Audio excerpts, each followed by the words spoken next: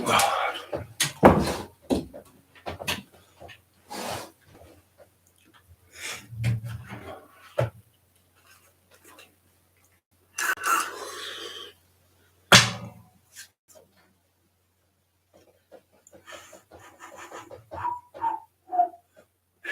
never whistle like that. I don't play the whistle. Whistle, whistle. I can't make a whistle to save my life, mate.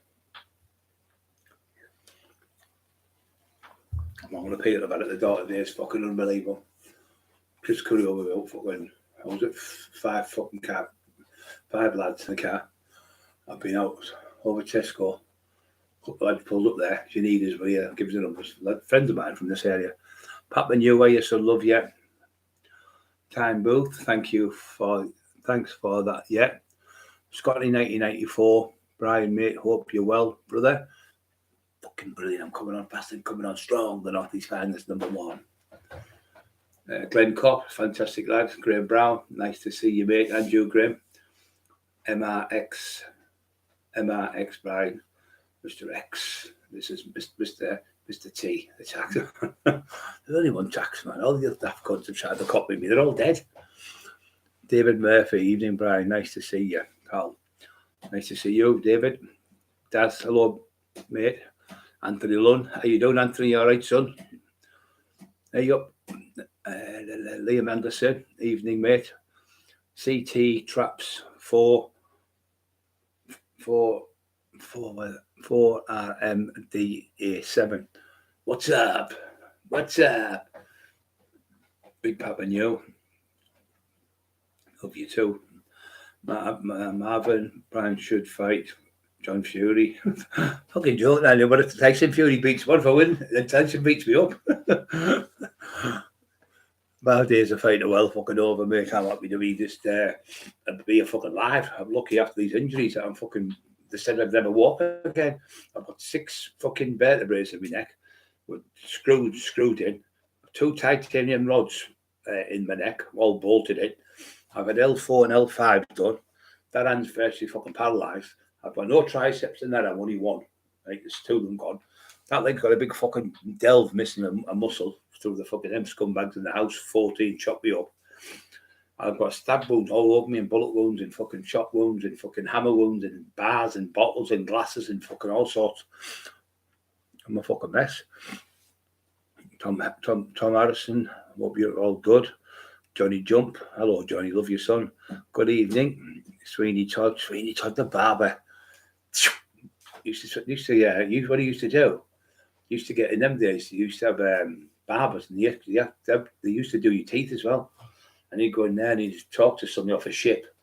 Somebody off a ship from London. I think it was from London he was at. And they'd come and say, oh, the pies are lovely. So he said, what do you want? Oh, yeah, I'm on my own. He said, I've come from say, Jamaica or something. He's coming to this country from there. I've retired now, blah, blah, blah. I've got no family. So he'd make sure he had money. He'd lift his chair back like that, shave him, slit the throat, push a special trap thing and fall down the fucking chair into the cellar. Go down, rob him, cut him up. That wasn't just it. And then make fucking pies out of the people's body. Put them in a mincemeat machine and make pies. Sweeney Todd the barber. Fucking true story. Fleet Street, I think he's from. Fucking true story. And so somebody found a human nail in it, and that's how he got caught. And it was also somebody went missing as well. Not royalty, something like high up, and they realised it was fucking him. Found all the blood and stuff downstairs, and he's like, thingy, should get Boyle and put him down there. So you'd fucking dive yet, wouldn't you? Fucking pies made out of boiled pies. Boiled pies. Boiled pies. Get your boiled pies. Get your boiled fucking vile pies. Eagle Eye, Evening Bride, PCM. Watching in from Belfast. Get up the Belfast, lads. God love you all. Paul Cresswell, how you doing? Very good. Monkey Hanger. Got up the Monkey Hangers, Marley Pool. With Paddy, Mr. X. Can't see that, Mr. X. I've lost you. You've gone. Anthony Lone. Lee Hopkins. Hi, big man. Hello, Lee, mate. God, Johnny Jumps. There's loads of Johnny Jumps. There must have been fucking quadruples of them. Johnny Jump. He's everywhere. jumping about, boing, boing, boing, boing, boing. Paul Criswell, Freedom, another great lad. Steve Mack and Papa together. Team, good kind of combination there. Hugh Hardbeg from Scotland. Got to be good, he's from Scotland. Graham McCormick, another great lad. Oi, oi. Ladies and teddies. Paul's on there. When Sweeney Todd, love her. Pie maker. Pie maker. Okay, boiled pies. Every could have been dead, wouldn't they? Poisoned to fucking death. Horrible little cunt. Jonathan Carlin. How are you, Jonathan? Love your son. Great lad. Absolutely great lad. Rob, another great lad. How you, son, Rob? Love you all the world, son. Anthony Lund. He's a good left. Anthony's laughing. That's what it's about, isn't it? Dodger, Habit, Skeg Vegas in the house. Skeg Vegas in the house. Sounds Scottish, that, doesn't it? PMC. How's your freedom? That's you, Sean Bennett. Paul Duffy and Boyle. Onion pie. Boyle onion pie. Fucking hell. They've been out left of anyone, mate. They'd all be dead, wouldn't they? What's going on? Pies. Where? Boyle pie. Oh, you fucking lunatics. Don't you know he's post toxic syndrome, toxic shock syndrome off him. Fucking poison. Imagine eating a fucking. His wife's got he can't have no pies because she's there. Imagine he had him in the pie, she'd eat him, wouldn't she? Fucking Gustav Glump. She's in the river eating the pies. Fucking hell. Kelly Davies, how you down? You're okay? Lightning, depression. I think that will do. Tea. Fighting depression. That's good thing. Somebody was on today. Was it you, Jonathan? Said no, it wasn't. It was. Oh, I'll tell you, it was the minute. Fucking, I went mad. Not mad with him. Fucking. Oh, I need. Hang with order. That's it. I think it was you. Wasn't it? Fucking. He said, "Could do with some look. I'm being born on the 13th. That's a load of shit. That, you know. It's just a load of shit. It's just all wives' tales. Like, don't cross on the stairs. Don't have elephants looking out the window. Mind you, how the fuck can you get elephants in the house? Fucking 18-ton, 20-ton elephant in the house looking out the window. But my elephants are watching telly. Fucking elephants looking out the window. And then there's another one. Don't cross on the stairs. What the fuck's that got to do with anything? Oh, don't walk under a ladder. Don't walk under a ladder. What the fuck? It's all shit. Or gold makes your eye better. It's a load of shit. There's no such thing. And they're going, yeah, my eyes getting better with this bit of gold. Fucking balmy they are, the things to come out with. Fucking hell. Don't say this thing. Don't say Friday the 13th 3 times. Fucking all shit. When you start, you get OCD doing that. Obsessive compulsive disorder. You start doing stupid things like walking up the stairs 3, 1 back down, up 3, 1 back down. You're all fucking day. 2 up, 3 down, 3 up. And sometimes it's 4. 1, 2, 3, 4. Stop. 1, 2, 3, 4. Stop. I had a mate, he had it. He come out the house. It was 5 miles to the town from Stockton. And he thought, I'm going to go with him there. Last she passed away now, bless her. Vicky de called her. And my mate Dave from Durham. So he had the OCD. I said, what are you fucking doing? You go down 3 steps up, 1 step down. What are you all fucking doing? What are you doing dancing? So he goes out the door. What he had to do is, when he come out, he had to touch the lamppost. So this day he forgot. So he's walked 3 miles or something. And I said, what did you think? He went, because he told me the truth. He said, if I don't go back, I might die or something, or my mum might die, or my dad, or something really bad. So I'm going to go. See, what he pretended, he said, well, I think I've just lost the keys. Like that, no bullshit. So he went all the way back 3 miles. He went 3 miles there. He was like 2 miles away from the place where he was going. He used to do a 5 mile, 10 mile 5 there and 5 miles, keep his weight down. I told him to do it, and he was doing well. But he had to come all the way back, and then he went, oh shit, he put a post like that. And went, oh, the keys in my fucking pocket, Vicky. And then she sussed him though. She told me, I knew what he was doing. So he walked all that way because he's fucking had to do that obsessive compulsive disorder. What are you got to do with that? If anyone's got that, you've got to say, right, open that there, that bit there, like get that fucking chip out of your head. Fucking hoy it. Zip your head back up. It's gone. You don't do it no more. put it away, throw it away. It's fucking rubbish. It's just the thing in the mechanism in your brain that you're making yourself do. It's like cleaning. I hear it with cleaning. I'd have to clean everything like a fucking lunatic. There'd be a little bit of dust. I'd have to get up. I'd drop. Bobby would come in and drop 2 crumbs. Look, you've dropped 3 crumbs on the floor there. Fucking hell. Just clean the house up, and I'd have to go and pick it up. So now I've got cobwebs deliberately in my bedroom. I've got bits of dust on the floor. I've got like a plate on the top. Everything had to be immaculate, all the windows and everything. I thought, this is fucking insanity. So I listened to a bloke called Joe. Don't forget to push the like buttons, guys. I forgot to tell you. Papa, that's your job, that. I'll send Papa around your house. Warning you. Don't want him coming knocking on your door. Your name's not down, you're not coming in. So, I forgot my fucking story now. Oh, yeah, so cleaning up. So I was obsessed with myself a bit with doing things. Everything perfect on me. I am when I'm smart and clean things. I like doing my teeth and clean yourself and everything. But back after, you've hardly got any hair. So what, Jamie? My hair might be receding. At least I can wash the fucking hair. At least I'm smart every day. I get up every day and I get a shower, or I get a hot bath, or I'll get in the sink and wash it. Get in the sink, get a wash myself down and do my armpits and everything. Clean myself all over. And dry myself off, and then I get a clean t-shirt and underwear and socks every day. You wear the same clothes every day, Jimmy. You look like a paraffin lamp.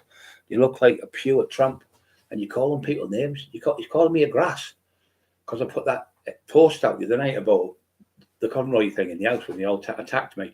Now that's one of my stories. I can tell my fucking stories. I haven't got the police. Now he's calling me a grass because I put that story out. Now, Jamie, you put it in that book.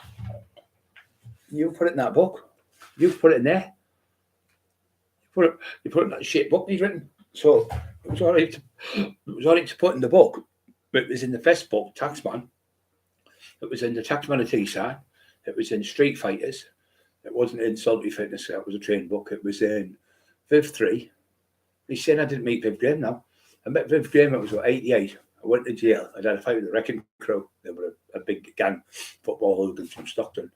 So I've gone round and about 12 of us had enough of the cunts. So it was about 20, 25, 20, I think it was 22 of them. It was about 18 out of the 22 could fight. The others were shite.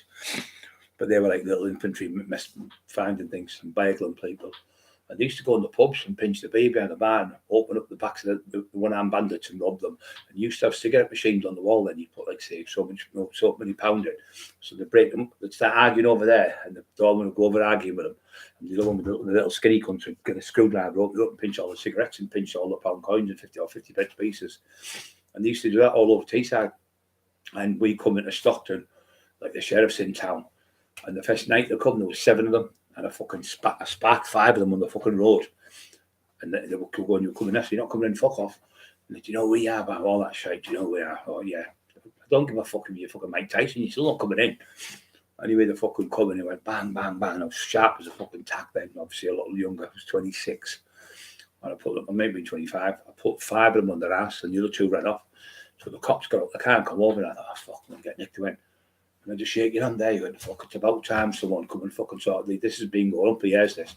Unbelievable. Like he said, you just went boom, boom, boom, boom. The whole 5 of them were on the floor. He said, I've never seen that like it in our lives. He said, but you know what? He said, brilliant. So then everyone said, oh, you can't mess about now. There's a fucking big lad on the door downtown. Then I got the Waterfront with John. We got fucking Henry Africa's. It was a great club. It was called something else before that. I can't remember the name, but now it was like a club you went in. There was 2 girls used to dance on stage and a young lad. And they used to do in the midnight hour, we call Billy Idol songs, and they'd dance choreographers. And then there'd be like another night, there'd be like a stripper night on a Monday night, and on a Tuesday there might be a comedian on. But we got this not meet people like Eddie Kidd, motorbiker, Hot Chocolate, what else was it? Tony Christie, Chubby Brown. What else was on there? The Basic Heroes come on 3 times. Twice we had Mud, Tiger Feet, that's right, that bands from the 70s. And we had all them type of people. So I met all these top celebrity people from all over the world come because it was a celebrity place. So it was 7 nights a week. There was acts on. Then the DJ would come on with his music and that and stuff. It was great. You know, the place held about 1,500 people. It was like a theme park thing, like Africa, called Henry Africa's. They changed it into, but I think it was called can't remember the name before us. But we were in all them pubs and all them doors. Then we had Billingham, the big night out. The theatre, they had one upstairs. There was two pubs. There was one downstairs, the pub, and at the top was a nightclub. It was a fucking nightmare. It was like one of these curly-whirly things. Oh, you had to grab some headlong, but all the way down the fucking stairs with them. Take down all the other stairs. About fucking 100 stairs down, 100 stairs up. Fucking knackered. Fucking, what the fuck? I'm going to be like a fucking 10 stone working this job. So I used to do the doors with John and them. We used to work in Billingham places. And we had worked at Spennymoor, rough as fuck, Spennymoor, Darlington with Sean Dave. Just spoke to Sean today. He said, yeah, there will never be another one of your brides. Fucking unbelievable, because he worked with me. And I used to just spark the fucking lot of them. And I'd go bang, bang, bang, and be all over. Go back in, drink my orange and stand there. No fucking, not even bat an eyelid. And that's the difference between a great fighter. You can, McIntyre said to me, he's such a nice man and so lovely. And then when I turned on, we went on the bag. And I grabbed him in a headlock and I crushed him. Went, fucking hell, he fucking nearly killed me there. And I crushed him. I picked him up, but you never seen this. I picked him up by the neck and I had him in the air like that, dangling him. But this was outside a scrapyard and his wife was called, she was called Amira. And he said, you're killing him, you've got to kill him, fucking hell, what are you doing? But anyway, couldn't put him back down. But McIntyre loved it. He said, strength of him's unreal, unbelievable. But what a lovely man he is. He said, you can tell. I said, the difference between a great fighter and a normal fighter, you could get a man who's got 4 or 5 kids and you could go to his house and start on him and he'd probably be a great fighter because you push the button where you hurt his kids, so you could just turn it on. But I can turn it on now in a second, like a light switch or like a television switch or like a light bulb going off and on or a tap turn off and on. And when you can learn to turn it from the light on and off, that's when you're massive being a top fighter. You've got to be able to do that within a split second. You can't wait and really don't hit me, don't you push me, don't you let that fucking just bang you straight in a second. Split second you turn it on and then you just go boom, split second you go out, everyone then turn back to normal. Like you turn to a psychopath straight away, so like go psychotic. When it's over you just go back to normal. That's the difference of a normal fighter in a ring, like a boxer. Not all of them can do it. It's mainly the ones who do the street fight that can do it. They can't turn it on a second. They've got to be built up and come on, you can do this, you can win this fight and all that shit. Where the hard fights are the ones where you've got to fight someone on the field 6 weeks, 8 weeks. The easy fights are just in with a pub, dorm into the DJ box and you're straight down and the DJ fucking fight with people and you're fucking fighting because you've got nothing to think about then. But when you're in bed on your own, you go, you'll be all your mates and that, you go, I'm going to knock him out, and then you start sitting there and going, he's had 43 fights, this fucking head, he's never lost, he's never been knocked out, he's never been put on the floor. So when you're fighting the elite, when you get to the top, it gets harder, really harder, but you'll get like, say for instance, every town will have probably 4 or 5 top fighters. 1 or 2 of them will fight each other, then there's maybe 3 or 4 top fighters left, but they'll keep away from it. They'll let him do his part. He'll be in his part over there, and they'll let him because they're all on the same level. Like Nip and Tuck, probably 5 fights. If they have 10 fights, he could win 5. He could win 5. So instead of getting beat, they'd rather just leave each other alone and keep away from each other. You'll see it in big, massive towns, big cities. You like say who's the best fighter, and they'll be like say 3 or 4 lads, but them 4 lads have never fought each other because they all want to keep their reputation. Some will say Tommy's the best, and Johnny's the best, Andy's the best, Simon's the best. But because they haven't fought each other, they don't know who's the best. But that's what I used to do. I'd go around, like, say, different areas where I live here and go and fight the best in every town until I become the best in the Northeast. And that's what I've done. I beat every top fighter in the Northeast, and the ones that didn't fight me, I paid me money. I got money off them. But you get that daft cunt Boyle talking shite. He only made his reputation by getting old women at the market. You're just a fucking divvy, you. You calling people grass. You're on the run. You've made statements against me 16 times. You beat the fucking place on me. You've had them at my house fucking 6, 7 times. You've had them for Terry 5 times. And all the other people you've had them for Emma fucking twice. You're mentally deranged. You need to go and get help. You see you need help. See them coppers you're working with now. You know what? They're only beneficial to you. You're only beneficial to them because you've got information. Who the fuck now I've exposed you? Let the whole world know, because once a grass, always a grass. Once a paedophile, always a paedophile. And you both of them, Mr. Tommy Jenkins. You both of them, Mr. fucking Ding Dong.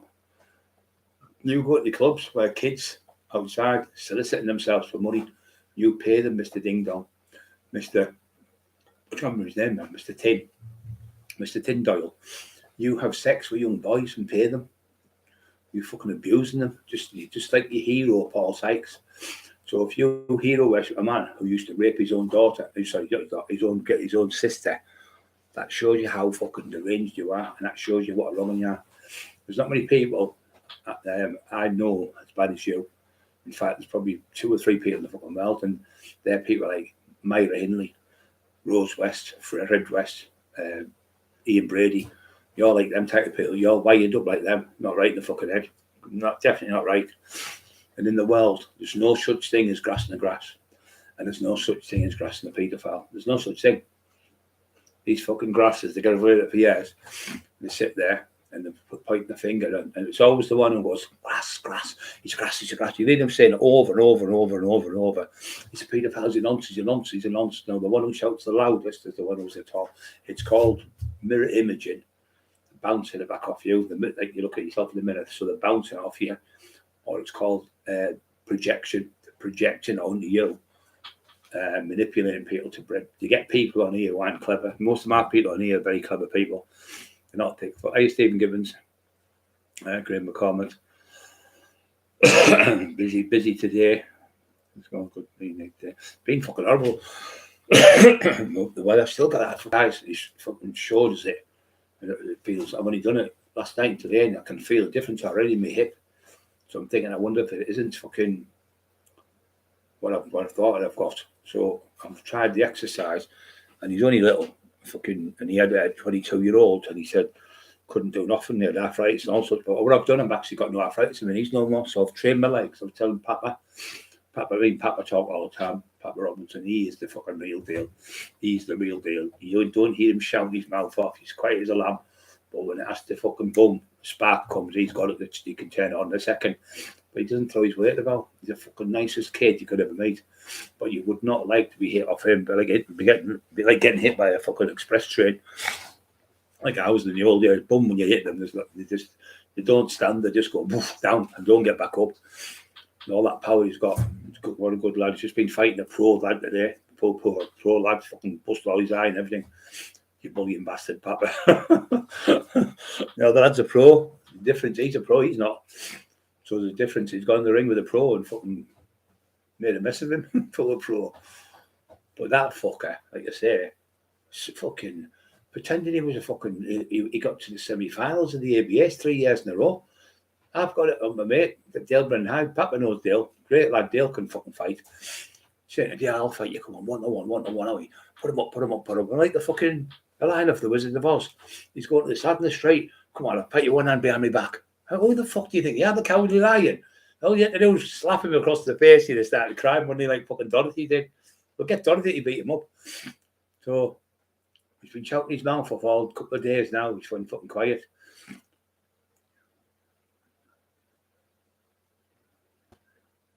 Yeah, he is a weirdest fucking weird. You know what? You know what? Just said that. I missed your name there, son.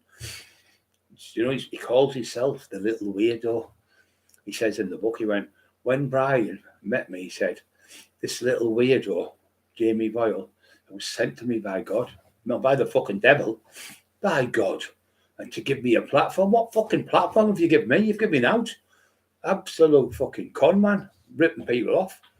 So the great thing is now, every single person who's on the books come forward and spoke to him and went, Brian, I apologise, you were fucking right. He said, I felt it, but I feel I've come on and said, I don't really want to go in public and say it because I feel so embarrassed being ripped by a piece of shit like that. He said, he's had me off. He said, I've never been paid for 3 years. One's never been paid for 5 years. One's never been paid for 4 years. So he's ripped every fucker off, and he's pretending people are after him to the police.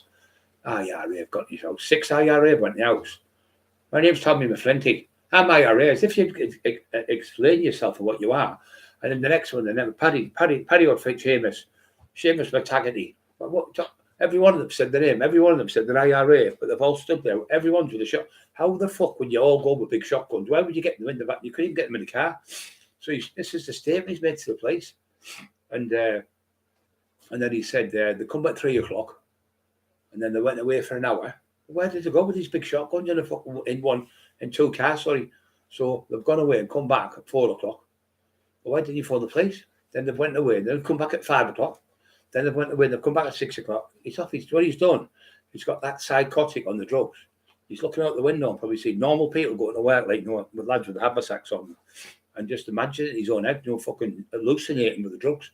So he starts shouting, help, they're going to kill me, help, and runs up the house, runs through the house, up the stairs in the bedroom, barricades himself in the house, phones the police. 2 police cars come out because my mate, Tony Jones' daughter lives across the road, and said, the police cars come, the little panda ones. One stayed all night, one Cockerill. They went in the house at first, about half an hour, and they had to get him out of the room. He's barricaded himself in the room because his wife said, I think he's going to hang himself, she said. So that's why the police come out. And the next minute, he's in the house, but they've obviously locked the door on him. He's got panic buttons on the fucking house. He's got all sorts, but his house is gone now. He's been obliterated. All the lads have chased him, and they all know I'm telling the truth now. They all know it's him because he's not just been doing it with me, doing it with other lads all over Teesside. So now they all know what he's been doing. They've all got him set about him. I think he's been knocked out either 5 or 6 times. He's been chased 6 times. Right down the street. You can run like you can't half run, they said. I said, that's for you though, that. And you run like that, it's for you. But I thought he'd turn around and beat you with his ABA championships. Or with his, put him up on, put up one paw behind my back. Fucking Walter Mitty. Spoke to Slim Jim other day. He's doing well. In strange words was asking Brian's podcast going, God bless him. Try and get his his number. I'll write to him, mate. Yeah, I'll write to him if you can get us it. Nice kid, him. He is. Yeah, my eyes have been terrible today again. It's definitely them. With all the people, I think we've had 10,000 fucking people texting, watching the podcast the last few nights because of all the carry on. But that idiot. Don't forget to push the like buttons, guys. Help us with the algorithms, and it does the trolls' heads in. So, Ozu girl, you all right? Seen you at the bottom there, sneaked in. Another lovely lady. Yeah, it's just nice to be. There's no chaos on here lately. If you notice the last 3 lives, there's no chaos or fuck all. There's no Paul Duffy Boyles up there with the likes of Shipment, Damer, and fucking John Wayne Gacy. He killed them all, didn't he, under the stairs? Remember him? Fucking under the stairs. Fucking, well, he wears his wife's dress, and she's got him coming in. It's raining, pouring down. Here's our Beryl. Here's how it's his wife. Fucking sick in the head. Here's our Beryl. She's coming with a blue dress on. And them old women were in the 1940s when they have them like Coronation Street. One of them's got one of them on. All his hair's curled like a woman's. And he's walking in like that with high heel shoes and stockings and all that and fucking whatever else he's got on. And women's tights or whatever. And she's going, here's our Beryl. And he's like that, laughing. And the kid stood there doing that in front of the kid. Why isn't the fucking police doing something about that poor kid? Having to stand there and watch them doing fucking disgusting things. And was it she doing disgusting things, whatever they're doing. Probably she's got a big fucking mustache on. Call me Paul. When you give it to me with the strap of the when you give it to me, Charlie, will you just call me? Can I call you Paul? Come on, Paul. Come on, Paul. Yeah, he said, I've watched his documentary 132 times. And that man, his hero worships a fucking paedophile. So when it all come out, it's all come out now because people know. It all come out and his sister come on and everything and told the truth. And he still went ahead with it. And still bullying him up. Still saying, he would have knocked you out. Well, how could he have knocked me out when I went to Wakefield twice to fight him? The twice I went there, took £1,200 off him and these jade elephants worth a fortune. Twice I went and he wouldn't even get off the table. He went to me. It was like this way. He went like that. No, I don't want to come outside. Just sat there. And he was still fighting. It was 1991. And he'd had his last fight about 3 months before I went up there. Then I went again and took money off. Sorry, I went twice. I took money off him once. Gave the lads £600 because me, Dave Garside, and Terry Rich got 600 quid. £1,200 was good money in 1991. But Dave wanted to fight as well. Dave offered him out. Dave Garside twice offered him out. Lee Duffy offered him out once in Durham. And anyone who could fight. Paul Sykes wouldn't fight. He got battered off a lad called Terry Mitchell, I think he was called, from Leeds. And he seriously fucking battered him all over the pub, punched him all over, and he never went back for a second fight. That's when you know he's a fucking coward. And when he was in the ring fighting for the British title, the heavyweight title, he got in the ring and on the 6th round he just turned his back like that and gave up in the ring. And everyone fucking called when he was in jail. What's behind your back? They were shouting, John Elgarra's behind your back. They were shouting that in jail to him, all the screws. I mean, they tortured him in jail because he was a coward. But when he was little kids, when he was raping them, he used to say, do you want it the hard way or the easy way? And if you want the hard way, he'll knock them out, break the jaw. If he not all broke the jaw, but knocked them out and raped them and give them out. But if they had the easy way, he'd rape them and leave them half ounce of tobacco. That was his known party piece. And he used to have a screw said who came on here. He said, Brian Cockerill, everything Brian said and more. I worked 40 odd years as a prison officer in strange ways and Armley. He said his party piece in there was he used to have a chessboard, and he used to say to young lads when they first come in, do you want to learn how to play chess, mate? Because you'd have like association. So some people would want to play. They used to have pool and stuff and darts and things like that. But got rid of the darts in the end because they're obviously dangerous, but they did them years ago. So they used to come in and have that thingy football games like that where you play. And then he'd say, do you want to learn how to play chess? I'll teach you. Get them in the pad, and he used to fucking rape them. He's fucking sick. And he's laughing at kids being raped. That's why the Irish lads, if you ever come back to Ireland, especially with that fucking shite in your pocket, that heroin, you're going to get 4 bullets in the head. And that was the message you got, text to him. But since then, I've been on fucking bail 5.5 fucking month. Or whatever I'm on. Fucking, they won't answer the phone. I phoned 37 fucking times. Emma's phoned about 8. And my solicitors texted them about fucking 5 times. Taking the fucking piss.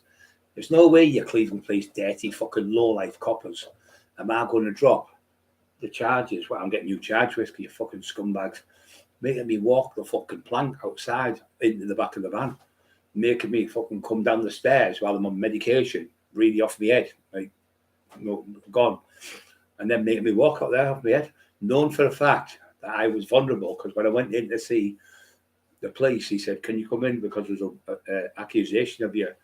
It's Jamie Boyle and Shirley Boyle. So I went in, I answered the accusations. I went, this is all garbage, it's just rubbish. So let me go. I said, but what I'm going to do, Brian, I'm going to put you down as a vulnerable person, because I went in my socks because I couldn't walk with shoes because my feet were flat and all after the operation. So the scumbags that had me in the police station, I had to go down the fucking wheelchair, and I could go out the door in a wheelchair, get into my sister's car. Then they put the wheelchair back in the house, and I got to the police station. They helped me out of the car and I go into the police station. And then the lady said, this was the second time. She went, what's the matter, Brian? What's happened to you? I told you, oh, that's nasty. On the back of my neck. He said, Cockerill's lying about his operations. He's only pretending he's bad and pretend to be in a wheelchair because he's scared to fight Richie Horsley. And Richie come on and said, I didn't know. He said, you could see tearful. Richie went, I didn't know Brian was that bad, and I didn't know it was him doing it. It was him using Richie's computer, because he was adamant and threatening me, and using McSorby's and using fucking all vultures and everyone else's, and then pretending to be different people, and then using Teddy Dickos to threaten people. Hugh Hardbag, T10 Records, Kelly. Hugh Hardbag, good lad. Bully no OAPs. He could even bully no. My mum's fucking 76. You'd knock him out one fucking left hook, take his head off. She would fucking destroy him. My mum was the toughest person you've ever fucking met in your life. I'm not joking.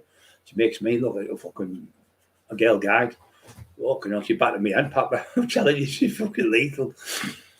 She would. She's fucking lethal. But yeah, that clown telling lies, saying I never had no fight. John Wayne Gacy. Yeah, well, that's what he is, the clown, isn't he? He was laughing at Paul Raggy. He had cancer, big hole in his head. Big, thick, because his brain got took out. And I seen the kid and I said, do you want a taxman, son? And he went, you Brian Cockerill? They looked dead excited because he seen me. He was 18 or something at the time. And I seen him on there. Well, he got killed in the Steel City gym.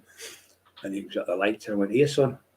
And you're Brian Cockerill, aren't you? And he was dead excited. I said, there's the training video and there's the taxman one. And there's another one I did. I can't remember what it was now. And he was over the fucking moon. You think I'd give him £1 million to him? It's only a couple of... I used to get a lad who used to make me like 50 of each video. I used to go around, give the kids them, young kids, to get them in the gym and train. Watch that video and train, copy them train routines. Papa copied them and he became the man he is today. He copied the taxman's routines. So Papa got into train watching him and his brother. Bless him, him and his brother watched me. And came on here. I love him a bit. I do probably love him a bit. And he come on and he said, what it was, we watched you, Brian. He said, me and my brother, and you had your security posters, so to say, 01642 53624, but they couldn't get the last number because it was hidden. So they rang like 01642 53524, 01642 53521, 06425 until they got the last number. And he said, and then what happened? So, anyways, he phoned his brother here live, and he got his brother. I said, what happened? Because I believed him, but it looked even better, more authentic. His brother coming around and went, oh, yeah, we done it. So we got you there poster. And we went through all the numbers, so we got it. And he went, who the fuck's that? And Papa went, put the phone down. Shit themselves, put the phone down. I said, who the fuck's that? Because they had me voice. Put the phone. That was funny. But he's on the live. You'll see him, Papa, if you put him in.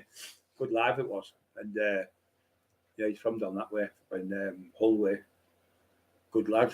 Fucking trains every day. Looks after his kids. The kids get everything. Put it this way, I'd rather fight him 10 days a week than them fucking kids he's got. They're like fucking Chucky dolls. They're torturing him. Two of them, the only little girls, are fucking beautiful. Absolutely beautiful. He's got big, massive Alsatians. They're fucking huge. There's a mate who's an ex-military lad. He trains them. Big monster German, like German Shepherds. Monsters. But he's dead happy with his family and that. He's just a big loving lad. And he does his training.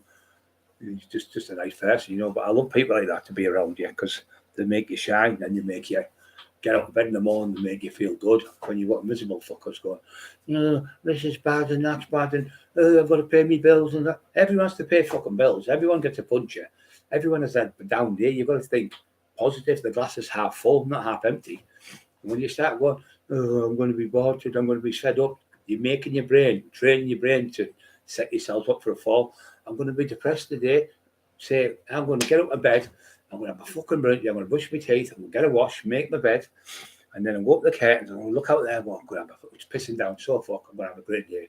I'll go and see my mum. I'll go and see my dad. I'll go and do that job in the garage. And a bit of music on, do your work, and just enjoy the day. You know, when you get up and you say, oh, I'm going to have a shit day today. Well, you aren't, because you're telling your brain you are. Your brain is a marble, 3 pound big marble, like a marble in your head. It's a computer. So that's the most complex computer in the world is the human brain. But you can't, if you make it more complex by saying, I'm going to have a panic attack today, you know what I mean? I'm going to have a panic attack. I'm going to have a panic attack. Don't forget to push the like buttons, guys. 190 on, 48 thumbs up. If you tell yourself you're going to have something, then your brain controls your body. So what does your body do? I told you, I'm having the panic. I told you I'd have one. Yeah, because you've been saying it for the last fucking 10 hours, 12 hours. So you've made yourself, created your own panic attack. And these are other things, people. I'm not going to pass this. You know, I'm going to fail. I'm not going to pass this exam. I'm not going to pass the exam. I know I'm not going to. Well, how the fuck can you pass it if you keep telling yourself you're not going to pass it because you're setting yourself up for failure? These people do it all the time. I'm going to hammer this, mate. I'm going to do it. I'm going to hammer it. I used to go for fights. I never say to myself, ooh, I might win. I might lose. I might win. I might lose. I'm going to fucking smash him to pieces. I'm going to destroy him. I'm going to fucking boat him all over the fucking place, stamp his fucking head, pull his fucking eye or bite his fucking ear or whatever. I'd be in my head. Everything would come in like that. I can't lose. I just can't. I used to say I can't be beat. I won't be beat, and I refuse to be beat. I keep saying that in my brain. Can't be beat. Won't be beat. Refuse to be beat. So when you get there, you're all up and ready for the fight, and you have the fight, and it's fucking boom, boom, boom. It's over in seconds. But when you're that big and that strong and fit, you destroy people quickly. But when you've got someone that will dance around, you know, just stand there and wait for them. I said to Papa, don't ever go looking for someone. If you're 20 odd stone, stand in the middle of the ring and let them come to you. Just walk them down. Don't rush it in and out because your stamina will go before this because he's probably 15, 16 stones, fit as a fucking jumping jack flash. But once he'll throw 5 punches at you 5 times. Your one punch will destroy him because you're that big and heavy. And that's all you've got to wait for that one. Bang! One left hook or right uppercut or body shot. And you've got him that it's all over. But when you try to box someone who's a boxer, you're not going to be able to win because the boxer's going to beat you because they're more skilled. That's what they do for a living. So you've got to use your body weight and mully them, push them, pull them in and fucking rough them up and headbutt them and fucking grab them over your fucking hip like a jiu-jitsu throw and then roll on top of them with 20 odd stone. They're never going to get you off. There's no way somebody 15 stone is going to get somebody 21, 22, 23 stone off them when you're on top of them because they can't bench that weight of weight. You're talking hundreds of pounds of weight, and it's a dead weight as well. So that's when you're a big lad. If you're on top of them, you've got to win. The strongest person, The fittest and strongest person always wins. It's not the best skillful boxer. If you let him be the skillful boxer and you let him fight his fights, then you're going to get beat. You fight your fight, not his fight. You take the fight to him. You think you'll fight my fucking way, fight rough and tough.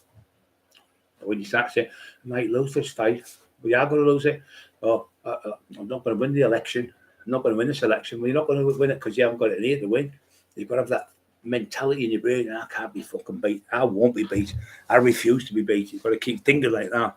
It's like in everything. Richard Kilty, when I first got his first set of spikes, he's the world champion. He broke the world record. If you look, Richard Kilty, in the world record, he broke 60-metre sprint. He's the fastest man on the planet over 60 metres. And then he won it the next year. The next year, for 3 years, he had the world record for the 60-metre sprint. He's from a little town called Winniebanks, tiny little town. And I bought me spikes. I think they were about 150 quid. I gave Kevin the money for them because he was on the track. He got them. And he became the world champion. And he won gold. I think he was in the Olympics. He got a gold. He got 2 silvers, I think it was, and 3 bronze. So absolute world champion. He's been on loads of television programs. Thingy Sport, the sports program where you talk about who's in this picture and stuff like that. He's been on all them type of programs.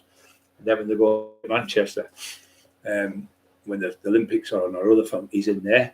But then Michael, that other lad who was American, the black lad, he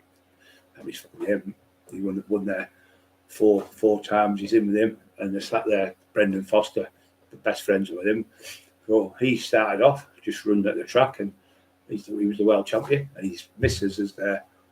I think she's in the top 3. I think she's Lithuania's his missus, and she's there. I think she's one of them. You do that, you a triple jump. That's what she's a triple jump. In the top 3 triple jumpers in the world, she is. And they've got a lovely life, lovely way of attitude to live. They get up every day happy. They don't get up and will be miserable. They get up like, come on, and with the kids and all that, and laughing and joking and having a good life. But when you get up fucking miserable, going, oh, I'm going to have a bad day, then you're putting that stigma in your brain. It's like when you're on drugs, you've got to stop. If you want to stop drugs, you can't stop drugs if you're saying to yourself, I might come off the drugs next week. Yeah, I'll come off them. Yeah, I'll come off them. So you come off them, you're off them 3 days and go, yeah, I've done it, look. I've done it. Been off 3 days. I'm not a slave to a drug. Told you I could do it. Did I tell you I could do it? Look. And then you go to work at the weekend, come home with £500, go, right. No, I will. I'll just have a bit. I'll be all right. No, you're not. As soon as you have that one go, that crack, cocaine, heroin, alcohol, one goes too many, 1,000 is never enough. You've had 3 days off or 5 days off.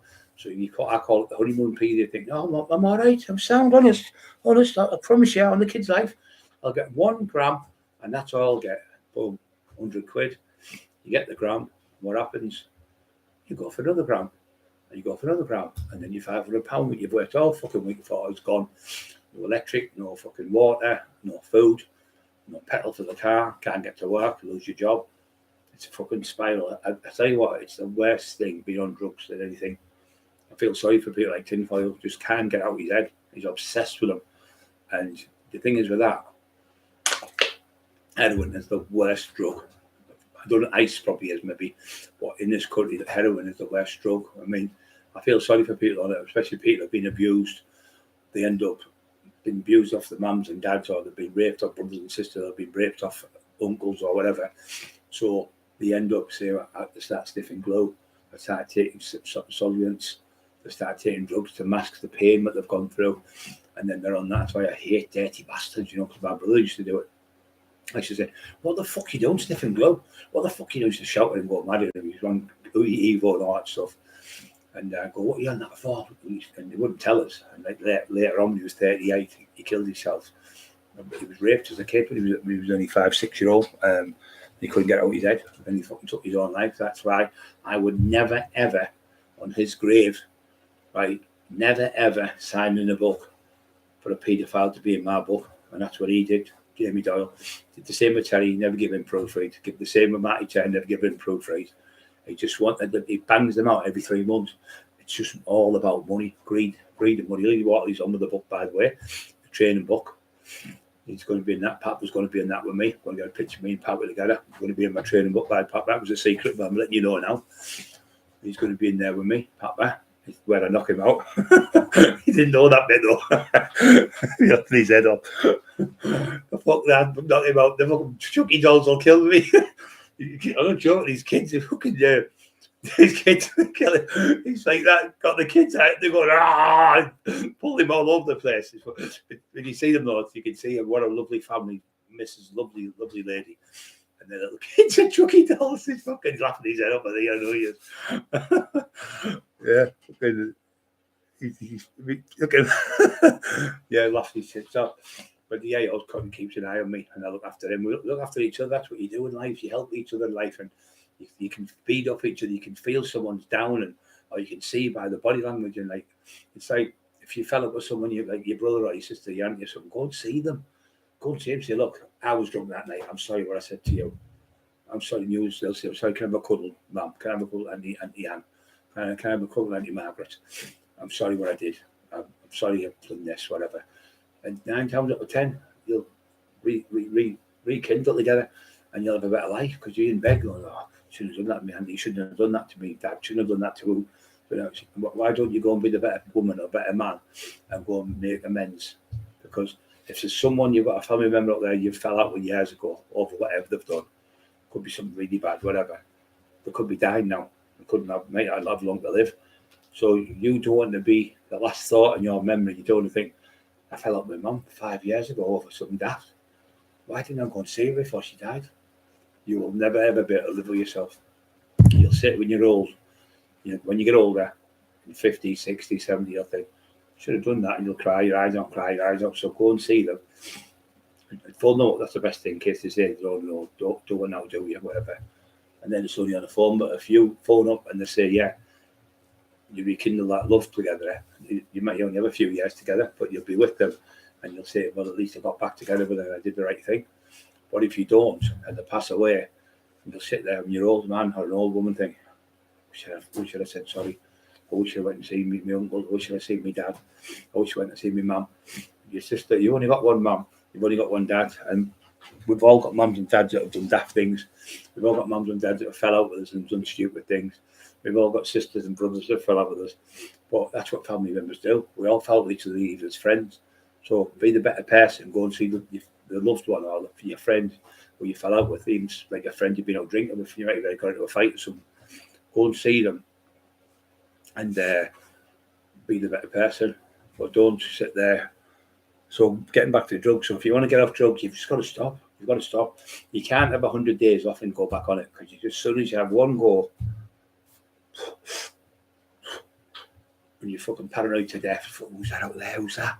What's that? Who's that? What's this fucking looking out windows? There's no fucker there. It'll be a dog walking down the street or a pigeon flying by.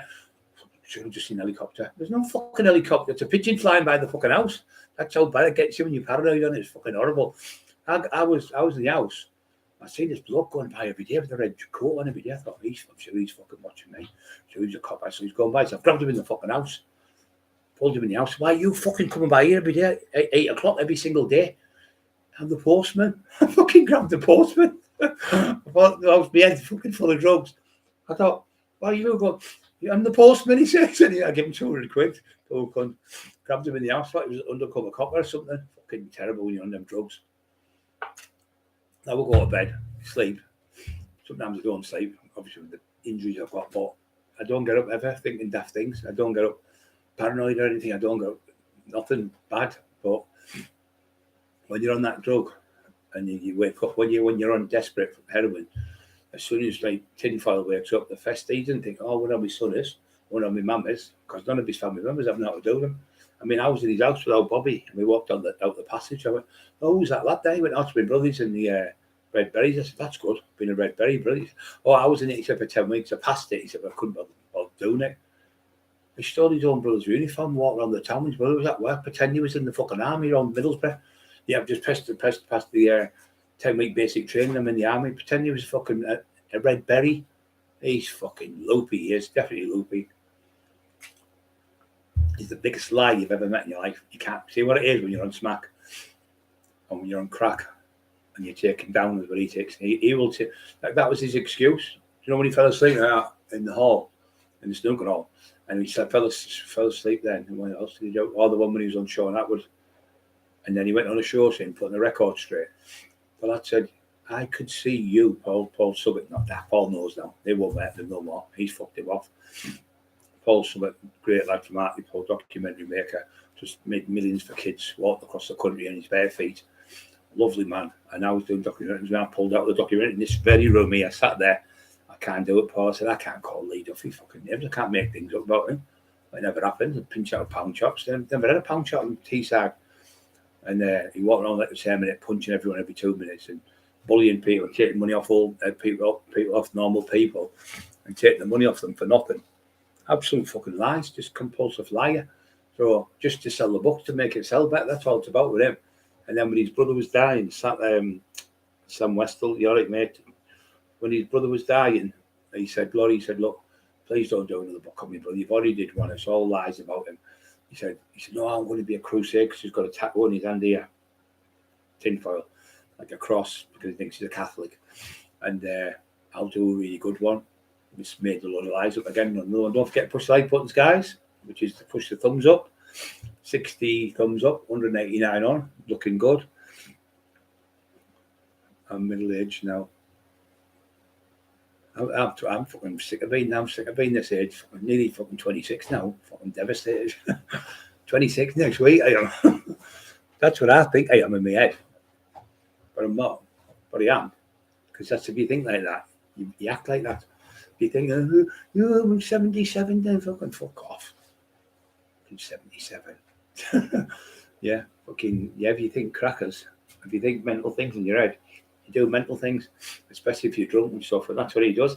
He went all the way, right, guys, in a van with a lad to Liverpool, 200 mile. I think it's about 200 miles from here to Liverpool. Jumped out and went, go, threw 3 eggs at the window and ran like he'd blew somebody's windows out or shot someone. So, that was brilliant, wasn't it? That was like the real thing. I looked at him and thought, you fucking dimbat. He really thought he was a gangster because he threw 3 eggs at somebody's window in a house and just drove off down the street. Go, like it was a fucking armed robbery or something. It's fucking mental, he is, totally deranged.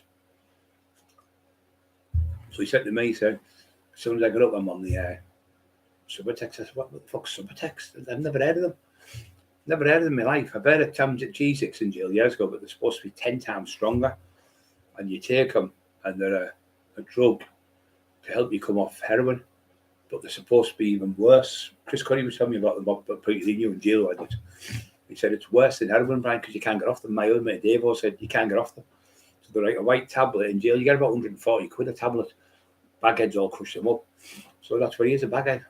You're calling people Mr. Tinfoil, and you're a baghead. You are a full-blown Mr. But you're actually buying it off my mate. My mate called Baker knows the lad he's buying it off, and it's called Brown. Pure Brown, which is pure heroin. And that's why he puts it on the tinfoil. It was actually Exposure that named him that. Exposure TV is fucking hilarious, isn't he? And he said, anyone fucking goes near Brian or does anything near him, I'll come round there with a fucking team. And all the people in Liverpool know me. See, he was a big player. He's the only person I did a live with. He would never do it. He said, I'm only doing Mr. Brian, no one else. He absolutely loves me and Emma because we helped him get the show off the road and we showed him how to do it. I said, no, listen, you'll get a few quid and things like that. And he didn't know how to do it. He said, no, I'm all right. I said, no, listen to us. And he'd phone me all the time like Papa does and say, you all right, big fella? And yeah, I'm just down the dock, he said, with the kid and all that, and walked about and that. He said, life's totally different because he was on the gear, he come on, told the truth, proper lad Exposure TV. And he said, I was on a bad Brian and this, and he said, I was like you a bit, but not the fighting way. He said, but obviously with them type of things. And he said, walk in all the door and move out the way, and a bit like yourself, and you'd be like the king of the roost type of thing.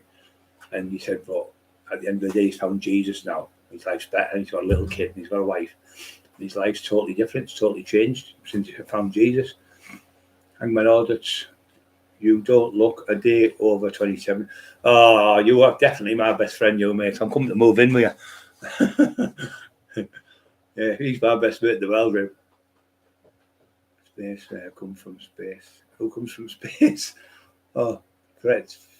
Female females like shit. Street females like shit. No, you don't. No. Old school, I always polite. Always open the door. The ladies. I remember I got done. Me and my mate were fucking Till the cunts pinching out of shops when we were little, like 12, 13-year-olds. We always used to be in bins and all them places. Never got caught. Went in this factory and we started playing darts. We had cups of tea and everything in there, and the fucking cops come. But we went in, we broke in. We were walking on the sides of the stuff because we knew the floor was alarmed. And we got in, but it was a silent alarm, the bastards. Anyway, the cops come. There was a tenner witness not until we never took it. It was the cops pinched it. That's the first day. I was the only one to get away, but the people who blew us up. So I got 3-year probation for playing in the building as a kid. And we just played in the building, playing darts on their premises. So they called her Mrs. What's her name? Mrs. Smith, I think she's called. And I used to open the door and she said, "Oh, your son's got impeccable manners." I've always been like that since I was a kid. I was brought that way up as my mum. My nana used to call my mum. In Scotland, they called her my ma. I eat more. I used to go and see, I eat more. I used to go to my ma's, was my nana, but she was like a mum to me.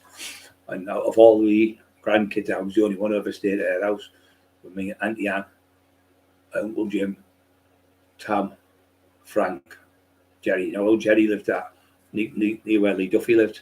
By the way, he's even pretending his uncle lived near Lee Duffy. My uncle did.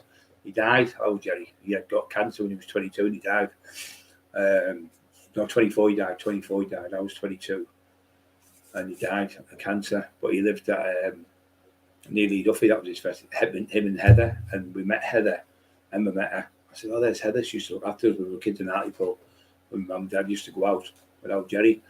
And I always said I was making up. My Uncle Jerry did fucking live there. So, and then he lived in Dormanstown, and Heather still lives in Dormanstown with the kids, young Jerry. If you're going to make it up, you've got an uncle called Jerry. He's fucking balmy, that man. So everything I told him, he believes in putting in the book. When I told him to put things in books, and then he put even more in, because he makes lies. He calls it. I said, "How come I'll give you 80,000 words and there's 120, 130, 130,000? He went, "I'll just put my own spin in it." I said, "What, 50,000 words?" And then when I started looking, I said, "Oh, you can't have that in there." And that was the Lee Duffy book. And that was the one where he's saying, that video he's put up saying, "I give consent." That was for the Lee Duffy book.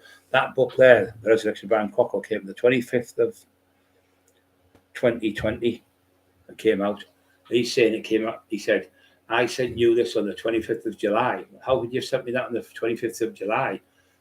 That book, I was sending the extracts of it on the 25th of July, when that book was on Jimmy's old show on the 26th of July. So how could you have been sending that? It wasn't even printed. So that book wasn't printed. That book was there. That book was there printed. So how could you have been sending me this resurrection book? So the book, when it was already done, it was already printed, because we were on the Jimmy O show on the 26th of July. You said, yeah, you printed it on the 25th of July. It was already out. We were on the Jimmy O show. You can see me with the book. So you just can't stop telling lies. Jimmy B, hello, mate. So the book, I was saying, yeah, that's okay. Because every time I was sending him something, like dictaphone it, he was writing it down on the phone and said, "Is that all right?" "Yeah, that's brilliant." It's the one where I've given the consent for, not this one. He just made that up. And I still never got a contract off him for anything. So that's when I started saying, "Jim, I'm not being funny, but I need to know how many books being printed." He went, "What do you mean?" I went, "You can trust me explicit. Me and Robbie, you can trust." I said, "Well, if I can trust you, just give me the paperwork." So when I phoned Steve Rafe up, I said, "Steve, can I get some paperwork for that just to make sure everything's all right?" He went, "Yeah, no problem." 5 minutes later, Steve Rafe, every single thing sent to me on an email, and it was all in category where we bought Tracy Smith, £15, Slingy 20, touch and show, all the dates and times, and he's all on his paperwork. So I said to Robert Brenton, who's War Cry Publishing, War Cry Press, "Can you send me the information?" He went, "Yeah." So he sent me an email, but all he sent me was what he's already paid me. I said, "I know what you've already paid me. I've got it out of the bank. I'm not on about that. I'm on about out of Amazon. I want inventory from Amazon or Kindle. I want an inventory from the bank to see how many books have been sold." Wouldn't do it. Now, the only reason he wouldn't do that, my barrister friend, him and his wife, David and Megan from America, he's from England, he lives with her in America. He said it's going to be detrimental to their business because they're robbing you. He's seen it straight away. I seen it straight away. So why wouldn't you give somebody invoices if you're not doing anything wrong? And that's when the alarm bell started ringing, because when I worked with John Blake Publisher, who's one of the biggest companies in the country, John, every 6 months, big inventory comes through. dates, times, how many books printed, ISBN number, inland revenue you got to pay, how many books are in the libraries, how many books are in the Waitsmiths, how many books are in this shop, how many books are in that shop, tells you everything where the books are at. So you've got nothing to worry about. Well, I've got $4 grand coming that month. I was getting £1.37 off him, £1.85, £2.60 a month. Taking the fucking piss, absolutely taking the piss. So they did a print of 3,000 books. He said 500's got that to Waterstones, and I went 3 months later. He went, oh, they've sent them back. And then he went, oh, they've sent another 150 back. Then he went, oh, for some strange reason, I've lost 160 books. That's just a fucking con, this. And that's when we knew we had to go to court. So we went to court. And the first day, as he's read it, see me put it the other way, the judge went, Mr. Cockerill, Warcry Publishing, Warcry Press aren't companies, they're not in company's house. So therefore, they're not registered. They're not registered. They're not real. So they're fake companies all that fucking time. So you had to make an amendment to change the companies to Rubik's, because that was going on the court case for about 2 years. And all that time, the judge said, you've been warned. So the judge charged him for making this explicit court hearing where he recorded it, and the judge jumped contempt of court. And I've now on with Helen, she's in the hospital in a minute. She phoned the other day, she's out soon. She said she's already contacted Gardeners. They'll never work with them again. Gardeners are the biggest distributing company in Europe. You give them the books and they put them from all over the world, and they give you a percentage. And then she said she also spoke to Waterstones in Piccadilly, which is head office.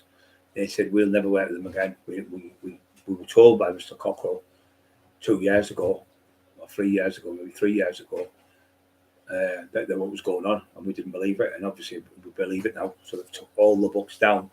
So Rob Brenton had a place called 3 Bailey Pontefract where he was selling his books from, which Dale got for me. Dale Brenton Hines, who was my brother, loved him a bit. Very good friends of Papa's. Built bare knuckle for you, lovely like author. So he got the place for us and showed and told us, and he said there's never ever going to be a Paul Sykes movie made because the people from Wakefield where he lives have all going to go down in cars, go beep beep beep beep beep beep, and bands and fucking all sorts of ice cream brands and all sorts of fucking put the bells on, and they're not going to let them make the movie. But I know by Western Edge Pictures contacted them, sent them the paperwork where he called me and all that stuff. And they said, there's no movie of Paul Sykes. He said there was mention of it 2004, 2014, and there's none. So it's all been made up from there. That's fucking bullshit. It's really fucking 10 years ago since he's supposed to be doing it. He still hasn't done it because it's lies. He was on the bus the week saying, I've got a massive project. I'm the best author, Teesside #1 author, doing that like fucking with a scarf. And he sat there with two carrier bags, because what's happened with the books, they've took the books off the shelf, so they can't sell them. So they're selling the books from carrier bags. He's walking around the town in Newcastle. He's on the bus. And we're going to buy a book for £5. Do you want to buy a book 2 for £7? Just so you can buy. Can't buy vodka. You can't buy the brandy and all that because he hasn't got no money left now. He's on the dole. He's supposed to be at the chemical factory where I've been told he's not even right there now. He's been fucking binned. And he's walking the streets trying to sell books on the street. Fucking what an embarrassment. And he just looks like, like disheveled, like you see in America where they've been never washed for like 20 years or something. Just looks like that. Disgusting. But he'll never write another book now. He's finished. And I did this now. I know I've gone on about it for ages, but I just want every fucking person on the planet to know what he's done, and that's why we keep doing it, me and Emma, because what he did to poor old Marty Joseph Turner, sending fucking gay porn and disgusting videos of porn spam and everything. He was fucking 80-year-old nearly. And he was sending pictures to his sisters, 84-year-old sister in Canada and one in Australia, I think it was, or one in America, Canada, something like that. And he was sending them, saying he's lost his marbles, he's fucking mental, he's this, that, and the other, swearing at them. These are 84 and 83-year-old women. Older than that now. This was a couple of years ago. But he said, I was such in touch, whatever her name was, Mary, I think it was. Mary's phone said, who's Jamie Boyle? He's been on the phone to me about 4 times, saying you've lost the plot and all that. So he's fucking horrible. He lies about everything, pretends he's the best at selling author. He's fucking deranged. And when you get people like Lee Water, what they're doing, when I did the book with Steve Richards, I've done my book, And in them days, 2004, there was no, you couldn't get, you get a couple of newspapers if you're lucky, like your local paper. So I got it in there anyway. When they came, the people come from Germany, Poland. It was American lads come, but they were playing basketball in London, but they come up to see me. And it was a Saturday. I sold $650 in a bookshop about as big as this room, about 8x8. And it was chocker. It was about fucking 500-600 people in the queue outside. It was right around the fucking sides. And then there was the old people where I went to the houses where they had trouble. They had trouble at their house, and I went round, and they had, like, little masonette bungalows. The smackhead was robbing them. There was like about 9 on the floor and 9 on the top. And what they were doing, they had a basket, these smackheads, crackheads. They were putting out the window. This one was 93-year-old. They were putting out the window. She'd lived there 19 years. They were putting the basket out the window on rope, on a string. And people put like 20 quid in, and they'd pull it up. It would go bang, bang, bang against the lady's window. It was like a basket, like a little basket. And then they'd pull it up, and then they'd put the 20 stone in and put it back down. Bang, bang, bang, all day long, driving the mental. And then there was another kid next door, and he was in a wheelchair, but he could drive and everything. So he said, "I'm so sad, Mark," called him. He said, "I'm going to hang myself, Brian." And I was in Asda over Port Track. He said, he started crying. I went, "I'm coming there, bro. Give me 20 minutes, but I'm on my way." So I couldn't see him. He sat there. He was crying his eyes out. He used to be in the wrecking crew. He was a big lad. He could fight, but he's lost his spleen with drinking too much. I said, "I'll sort it." So I went over, and then I went with him. And I said, "Fucking behave. That's my nana." "Oh, sorry, Bryce. You know my mum from Art Report." I said, "Well, behave yourselves." She's 93-year-old. So anyway, it stopped. Got a phone call 2 days later, started again. So I went over again. As I pulled in, police van pulls up. "Where you going?" I said, "Just stop this fucking mentalness at the old woman's house." She went, "All right then." Just drove off. Walked up these steps. Loads of steps, got to the top. And then a little bit barricade. Open the fucking door, I'll kick it in. Open the fucking door, I'll kick it in. I went, "Fucking get out of the house now." So I evicted him out the house, threw him out the fucking house. And I went back to Hartlepool. Anyway, the old people were over the moon, so they were over the fucking moon. So when I had the book signing, 4 of them come, because there was all 4 of them, they all next door to each other. 4 of them come. What the youngest one was 83-year-old. She come and went, "He's out here, we've been waiting an hour for you." And I remembered them. Come over and cuddle me and everything. And I said, "Hey, girls, you okay, ladies? You're looking smashing. Oh, you're looking beautiful. There you're 80 or 90, fucking 93. And one of them was fucking driving. I think she was about 75. She was driving. I think she was 83. The 83-year-old was driving. And they come in anyway. I said, "How will they?" So I said, "Use all the books are free to you and a sand to blah, blah, blah, Doris or whatever, and all that shit." And made their day. They loved it. I got some pictures with them, given the pictures. They loved them all. So I got stuff like that, warm things in my heart where I've helped people. And then I had another old woman, old man. They lived in a street house, like Coronation Street. And there was kids across the road. They were friends of mine, sons, two twins. 20 kids in the house partying and all that. So they were shining this laser, them red lasers you get, shining it in the old man's house. He was fucking 80-odd-year-old. Fucking, you're talking about 25 years ago, 80-odd-year-olds. Gone through a fucking war to save us and getting tortured off fucking 18, 19, 20-year-olds. So me and my mate Liam went, "Irish lad." I said, "Don't get them, just pretend to get them." So we've gone, you cunt, it's me, Brian Cockerill. Open the fucking door, screaming at them. "It's Brian Cockerill, door, run. They all ran off. So they went. So the bloke who owned the place was Irish, funny enough, as well. So we got hold of him. He said, "Oh, fuck." He said, "I'll give you some money." I said, "We don't want no money." So anyway, I went in. The old woman come out. She was about 5'2", tiny, because they're only small than the old people. And then the old man come out, and what they'd done is he was walking down the street, and they fucking took his belt off, his trousers fell down, and stole his money out of his pocket. I was fucking disgusted in him. Anyway, I went. Anyway, there was a young lass with a baby, and there was a few other people, about 8, 9 people come out. So I said, "I'll be back tomorrow about 8 o'clock. So they'll come back. I said, "They won't." I wouldn't come back at 8 o'clock the next day. There's about 15 people come out on the street to thank me and all that. And the old woman said, "Oh, we put this money together. She gave me £100. I went, "I don't want your money." "Oh, you just wait there then, just wait there," she said to me. "She's only up to here on me." So I went, "What the fuck's she doing here?" So she's gone in the house, she's come out with a big apple pie. She went, "There you are, big lad, I can tell you like a bit of food." Made me a fucking apple pie. Fucking tears in my eyes. Fucking, when you get upset a bit. Looked at about fucking 80-odd-year-old fucking scumbags anyway. Give them a big cuddle. Listen, ladies, and all, I don't know money off you either, so did it for free. I used to do things that free every day of the week, helping people. And that daft gun's go, he bullies old women, he hits young kids. Never done that in my life. If I'd done that, I would have never grown all these movies and documentaries and fucking books. I mean, it's only getting called the bully since that fucking scumbag's come on. They've outed him and showed him what the whole world he is. And that's what he's doing. I used to help people all over the place. They've never stopped helping people. I'd get people's furniture back who got robbed. I wouldn't get a penny. I didn't want that. I was happy to get people. There was a young lad and lass with brother and sister, their hairdressers. Their hairdressers got broken at the head because the scissors are like £200 or £300, some of them, you know. All the stuff got pinched. I got it all back within 20 minutes. I went round and said, there's all this stuff. I put it in a blanket, like a sheet. Put all the stuff in there. She was crying, all the police were there and all that shit. I went, I read about your thing in the paper yesterday. I was reading to me little cunt, so I said, I've got your stuff back. Oh, we need to know you got it up by the club. I said, it didn't matter where I got it from. I said, I've got it back. Oh, we're happy, so just give them the stuff back like that. The coppers, if I'm going to give them a statement, tell them where I got it from. I've done your fucking job for you. I used to do the job for them all the time. I'd stop, like, say, on one of the council estate, there'd be like the Joneses, and there'd be like the Smiths on that estate. There was an Irish family, big Irish family, and there was another family there. They were all fighting. So I got in the middle of it because the cops were getting involved. People, guns were getting shot off in the air and all fucking sorts. So I've gone on. One was Winnie Banks and one was over the road the other side. So I've got in. I said, look, fucking behave now. I'm telling you. The mum said, yeah, you tell him, Brian. So I've told the young lads off. So I've gone to the other state, told them.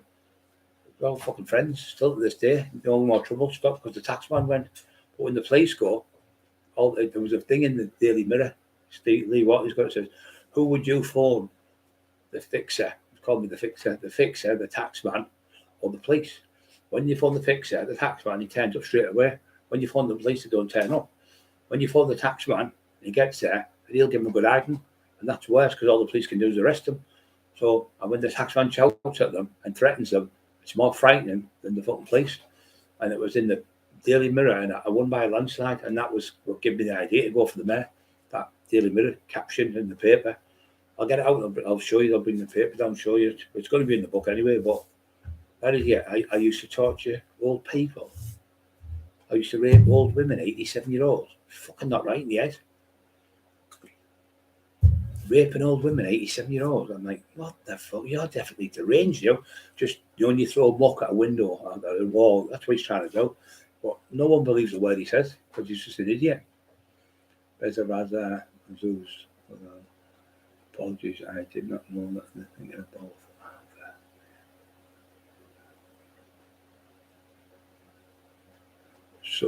subbies. Yeah, you can snort subbies, that's what you do. You break them. I've seen that fucking idiot do it. Breaks them up, they're like an Alka-Seltzer, about that big. And you break it up and crush it, it's dead brittle, and sniff it. It's powder, and it's a Subutex. What it does, it's a pharmaceutical heroin to help people get withdrawal. But like I said, my mate, there used to be them things called Tamgesics years ago. They were 0.2s. These are, I think, 0.10s or something. So they're 10 times fucking stronger. And you should see this. Like he is a picture of him, and his face has got whelks all over it. This is tinfoil, big fucking spots all over his face. I mean, and he's like he just looks like a fucking walking zombie, like thriller, fucking Michael Jackson. You could get in that fucking scene there with them. Just looks like a walking zombie. And he's calling me, saying, have you seen the state of Cockerill? Have you seen the state of his hair? Have you seen his, I've got 2 teeth missing. See how many fights I've had, Jamie? Fucking daft little cunt. I'll get that crowned over. I said, all them ones there are all implants of the dentist. I've done them for now for me. But what they're like called posts, what they do is, your tooth might be knackered, but at the top it's all right. So they put a little tiny drill in. Then another, it takes 2.5 hours to do it. And another one. So it gets smaller and smaller. Then they put like a peg in. The peg in, and then they glue it in with the peg. And that's what they are down. And that's a crown, that one. And that's that one there is a bridge, like a bridge across. The one down there is a bridge. So they're all not my own teeth, but they're all bridges. But my own teeth are underneath them, if you know what I mean. So they're like crowns on top, and so they're on there solid. So he's going, your teeth are a mess. You've got no, he hasn't got any teeth, you know. Emma's got a picture of him doing that. He's like that. He's got no teeth in with the pizza box, dancing with the pizza box. He must have put his teeth in the box. He hasn't got any teeth, and he's not one tooth in his head. Like Cumbrian tooth, as it's called. It's not Cumbrian tooth, one of the Cumbrians. One of them's good ones, but I can't which was which. 201 on, 72 thumbs up. Have you noticed the last 3 or 4 lives out nice and polite and everything on ears, everything's all like there's no step dramas or screaming and all that fucking shite that used to be on a couple of weeks ago. It's all gone. All the madness is gone. It's just so calm. It's like fucking sitting at a stream in the river. And on the other one, it was like a fucking rapids. All that shite about fucking calling people and screaming and shouting, it's all gone. I don't like all that shite, mate. Don't like all that. You're daft going, you're fucking, all that on the. I want people to come on here and enjoy the night and not hear all that thingy. I mean, the other night I was shouting about that other fucking idiot up there. I had to do that because sometimes you've got to show your teeth. Quiet as a fucking mouse now. 198 on, 74 thumbs up. What's that? Naloxone. I've heard of that naloxone. Oh, I've seen the lady today who looked after me. I forgot her name. She seen me. She looked after me. Yeah, if she's on watching, we seen you today. Tesco, me and Emma. Thanks for looking after me. Lovely lady. She used to come and she'd be look after me, get me shaved and everything. So I couldn't do nothing for myself. That poor Emma used to have to get me out of bed and everything. And that cunt's going, ha ha, look at the spacker, look at the mong, look at the retard. Not a fucking mong now, am I? A fucking spacker retard, you fucking horrible thing. So what's happened with you is God has reversed everything. The Lord Jesus Christ has come down on you. And I said, what happened is when people are horrible and you're a Christian and they're horrible to you, whatever they do to you, the Lord Jesus and his angels make it 7 times more to them. So when I said that to the police, what do you mean? You've got the biggest gang in the world. And I went, the solicitor looked at me and said, oh, you fucked, what are you going to say here? What do you mean? The Irish lads in this one and that one. I went, no, I mean, the biggest gang in the world is my Lord Jesus Christ, my Saviour, and all the angels. She was fucking raging. You know, my IQ's through the roof. And you know how many times I've got off with every fucking thing. She's raging. She was expecting me to say, I've got all these lads and everything. And then she went, I quoted, she asked me 8 questions and every one was quoted from the Bible. But you can't see the great thing with that is when you go to court and you quote things from the Bible, most people on the jury believe in the Lord Jesus Christ, judges and things like that. And that's why they have the Bible in there and you have to swear at the Bible. So when you're quoting quotes from the Bible, it works really good in court because they can't say, well, that's wrong, because that means the Bible's wrong. So it's good to do, you know. But she said, what else did she say? I can't remember the one. Oh, that was what they said. What's the thing about the saying that you've threatened the son? Never mentioned the knife. Said you've threatened the 13-year-old son. Now he's telling everyone he was 15. Oh, this is 5 months ago. He's 13. The other day he was 16. So how the fuck could he be? 25 months ago. How could he be 16 now? If he was 13 5 months ago, he'd be 14. He'd be 14, wouldn't he? So he just tries to dramatise it. My 13-year-old child's son, a schoolboy. I mean, for fuck's sake, how many more things are you trying to throw to? It looks like bad. And so I said, I never threatened his son. And this is what happened. My nephews live in that same area, right? The big lads, 15, 16-year-old, the box. They're the best fighters in that state, where they're from. He goes to school there. They're at another school on the corner. So he's in his school, the kid. Tinfoil's giving the one who's going, I'll fight you, Brian Cockerill. So they've given that. And he's going around the school, look at my dad. My dad's offered Brian Cockerill, getting the kid. The kid, obviously, fucking simple. Going around, bragging at school, my dad's off Brian Cockerill. So my fucking nephews have heard. So they've got to the school looking for him, but they never found him. So my cousin phoned me and said, oh, such and such, she's going to bash that fucking Jamie Boyle's son. I said, don't do that. Don't let it get me. He's only a daft kid. I said, is that fucking stupid cunt Boyle doing this? So I got hold of Boyle. He was texting me off a fake account. I said, listen, you, stop putting your son under danger. Sending your son out, pretending that you can fight me. Because my nephews are going to pulverize him if they hit him. I said, and I've stopped it. I said, don't even let him know. I said, so then it's between us. He went on the plate. He's going to get me son beat up by his nephews. He tried to misconstrue it. But the text, the cop went, well, everything you've just said there is like word for word what's on the screen. So they couldn't do me for that. They couldn't do me for the biggest gang in the world, the Lord Jesus Christ, his angels. So that was 2 questions. Then I said, oh, well, what about this one, about the Irish lads over there? How did they get to know about him? Did you show them the pictures and the videos of him, the Irish lads in Ireland? I went, no, I didn't show them at all. I said, he's already been over there, down the Falls Road, which is all IRA people and UDF people, whatever they are, right? He's supposed to be doing a book on a paramilitary. My friend over there, Ronan, was telling me he was doing a book on a paramilitary people. I don't know which, I think it was the Protestant side. He said to him, heads up here for you, Jamie. He said, what you've done to Brian Cockerill and all the other people you've robbed, don't fucking do that in Ireland, because these people will kneecap you in front of your wife and kids. And he said, I'm not on about putting bullets in your legs, or they'll fucking kill you dead. He said, they won't just kill you, they'll fucking kill you.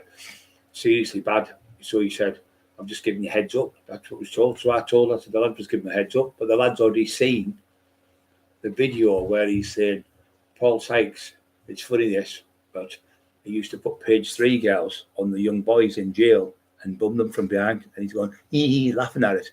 Now, you know, in Ireland, people from Ireland on here cannot stand paedophiles. Anywhere, nobody can stand paedophiles. So he's laughing at kids being raped in jail. And then the Irish lads have seen a bit where he goes, oh, when he was in Blackpool, Paul Sykes, he met a 13 and 14-year-old. And I thought he was going to say, oh, he took them out for the day and they had a great day. Like I'd say, I took the kids to the baths, or I took them to the ride, and we all went on the ride. We've got pictures of them, we've got fish and chips, and the mum and dad were over the moon. No, he slept with a 13 and 14-year-old. It was the summer holidays, 1974. And he was having sex with 2 13 and 14-year-olds, threesomes he was having. So they found out, the Irish people, and went, you fucking come over here. And then they found out he had heroin in his pocket because he was sharing it with somebody else over there who was on it. So he got caught, this other one who was on it, and said, oh, have you got that? He went, off an author, comes from England. So that's when it all started. So the Irish ones contacted him, said, you fucking come back here and you'll get 4 in the fucking head, meaning bullets, not in the chest. No matter if you wear a bulletproof vest or not, they'll put 4 in your head. And that was deemed a fucking serious threat by the fucking murder squad from Northumbria Police, where he's on the run hiding. That's where he's supposed to be. So he told them not to come back on, completely stay under the radar. Don't argue back with anyone. Don't talk to Cockerill. Don't do this. Don't do that. Don't do this. So what's he do? Starts coming on. I've got you locked up. I've got this. I've got that. So he's ruined his chances of going, even though there was nothing there with me.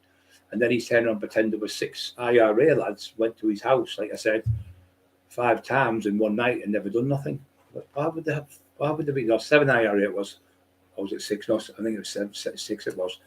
And he said they went 3 o'clock, went away, 4 o'clock, come back, 5 o'clock, come back, 6 o'clock.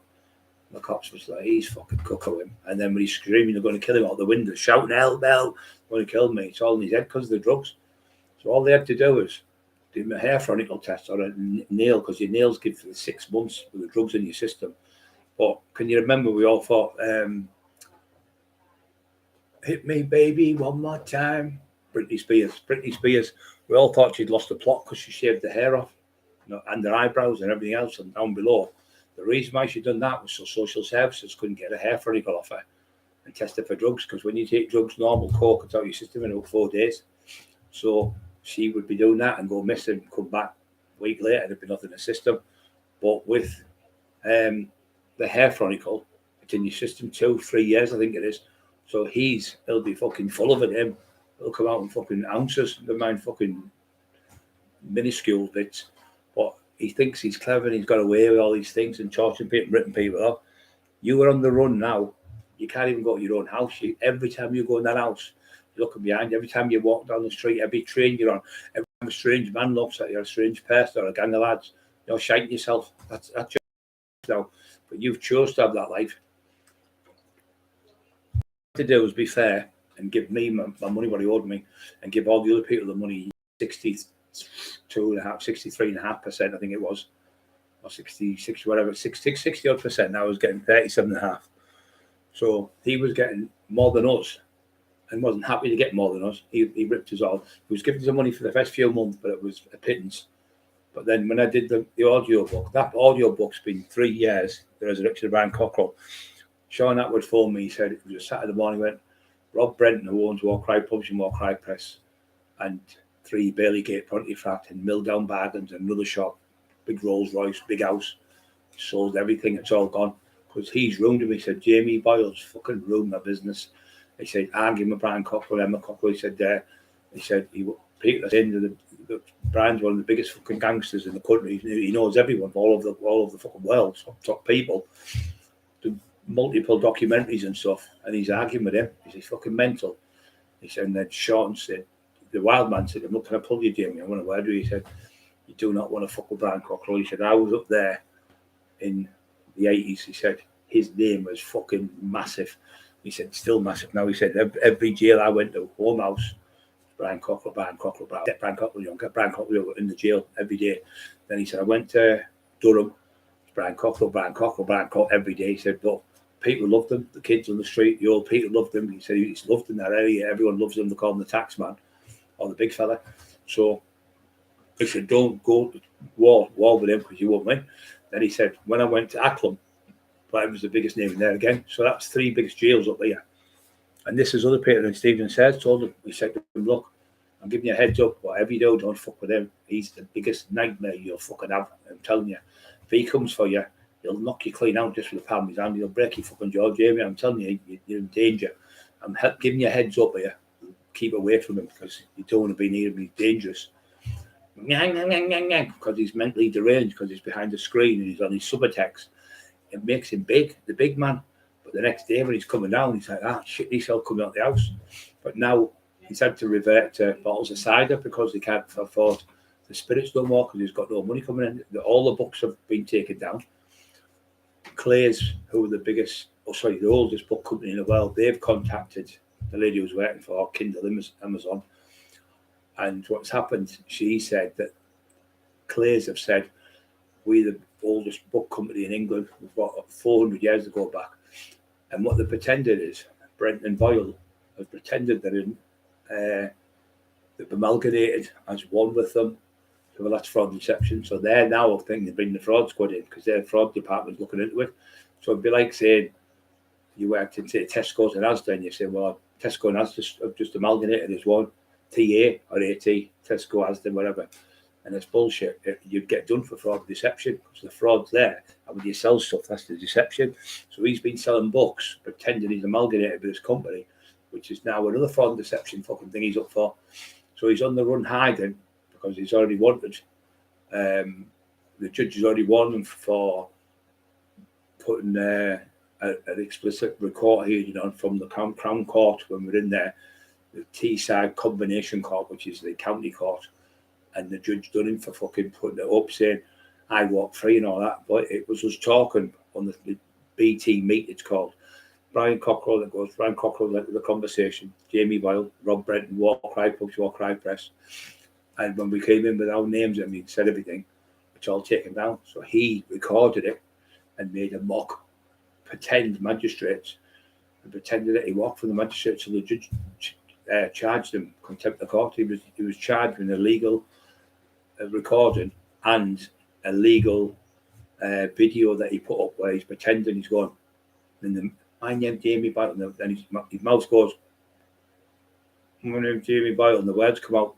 So he's dubbed it. He's not that clever. So they've suspected the Judge Cook was residing over the case, but when it went to Judge Gagan, he charged him for it. So he was charged off him. So what the judge said in the end, he said, "Mr. Cockerill, I'm going to give you full disclosure. You've had a bad deal with these. They haven't been true. They've messed us about all the way through this case for nearly 3 years. I'm now awarding yous have to give Mr. Cockerill proof of every book that's been sold and what outlets and shops and everything you've done." So that's where we're at now. So it's now in with the lady on Kindle. When they put all them books together, how many's been sold, and then we can go for disclosure. It's like the bill of sale and the bill of rights. You come in with the clipper ships. The first ship there would sell it, and you get a bill of sale. You could not leave that dock. It's old maritime law. You could not leave the dock until you had the bill of sale. So we can get that now off these because the judges have warned us that. And he turned around and said, "If you can get whatever you're owed, give that to me. There's no time limit because I know you've been pooling. I'll give the order now," which has been about 8 months ago. So but we couldn't get it. We couldn't get it in Amazon because Amazon has to be the policy holder. But we got a text off a lady from on here. She said, "I work in America." She said, "I worked there for 10 years on Amazon." She said, "It's not Amazon itself; it's Kindle Amazon, and in Kindle Amazon," she said, "there's a fraud department. Tell them what's happened. Give them the paperwork." And that's what Helen's done. Our friend who was a top. She worked for a company. She had about 60 people working. Knows litigation, and I'm good at it myself now. So I've learned over the last 3-4 years now. It is.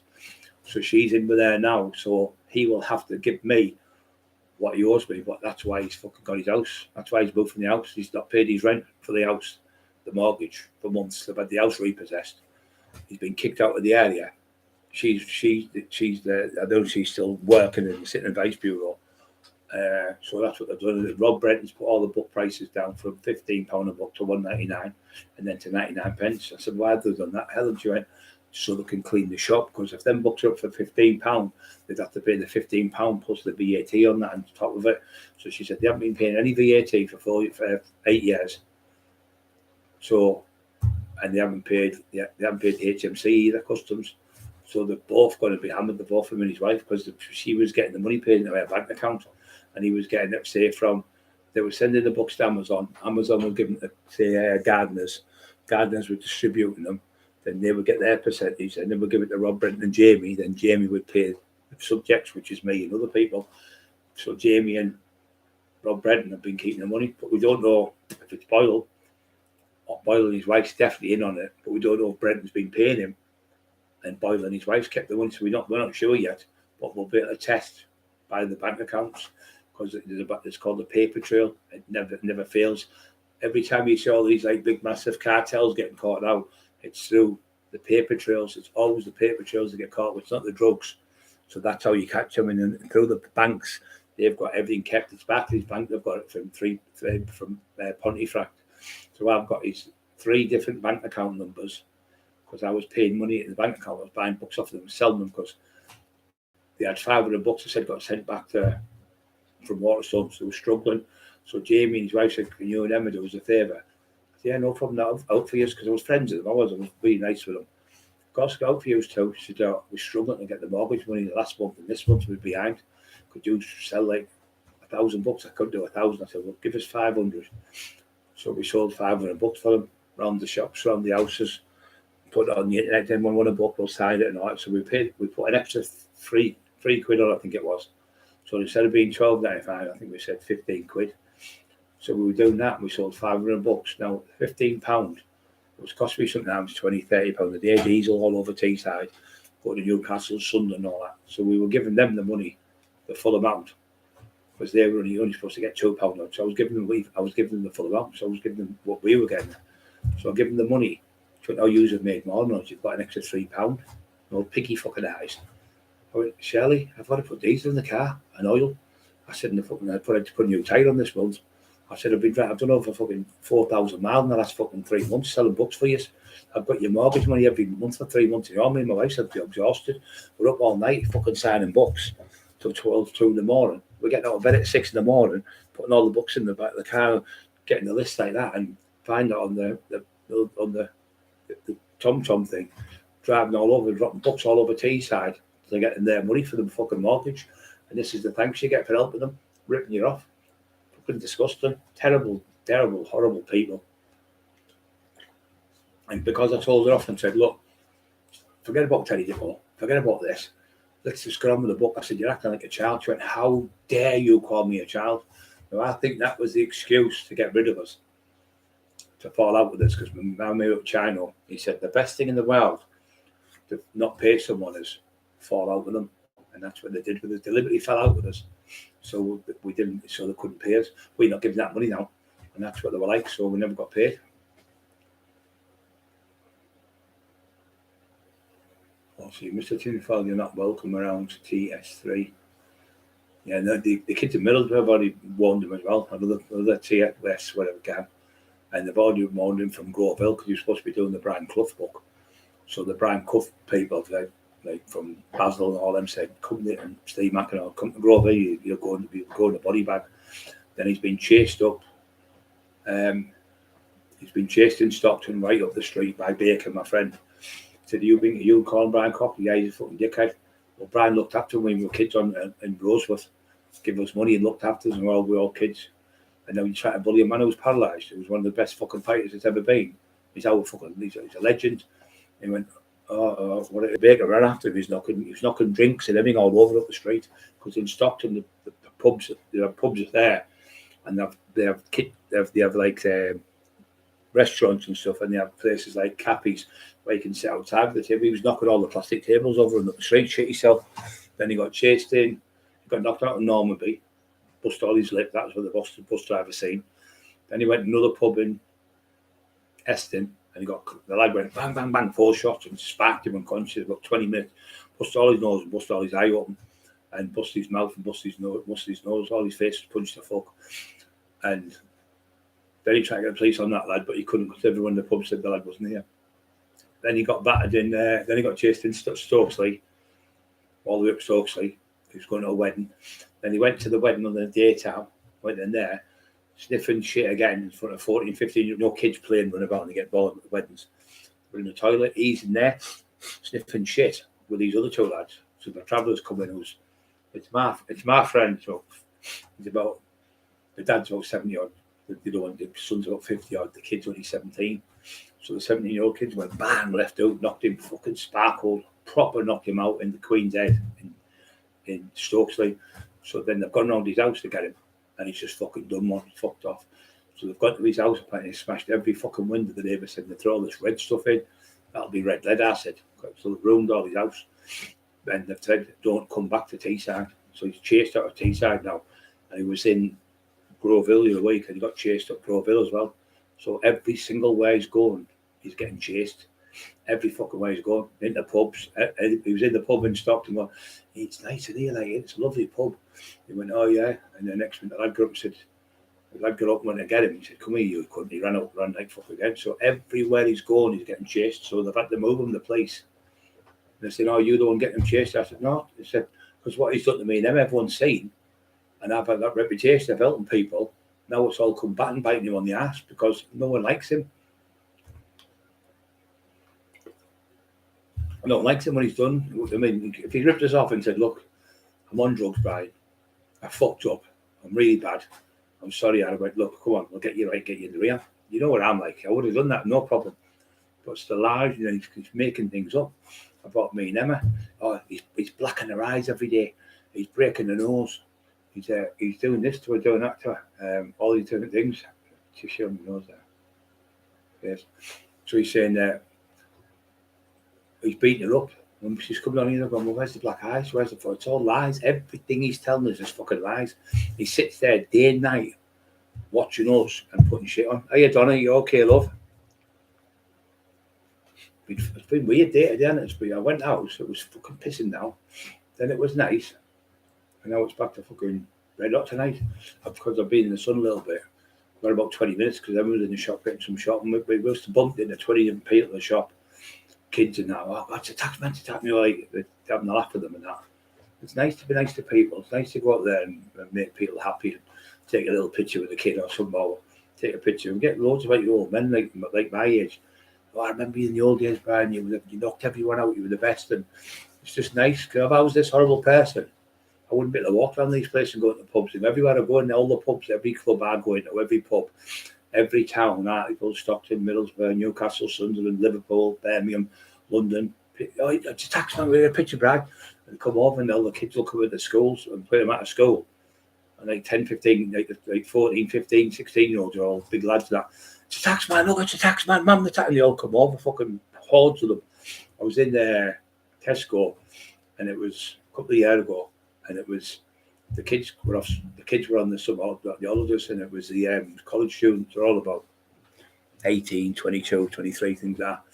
So there was 23 of them stood there waiting. I knew what they were after. I said, "What, you want a picture?" I said, "Yes." So I got them all together. I went, "Oh no, we want one individually." I went, "Oh, come on then." I was there about an hour trying to get pictures on one that way, and one this way, and one that way, and two that way, and it took about an hour to take the picture. But I thought, it makes their day, makes their night. They'll keep that picture for the rest of their lives.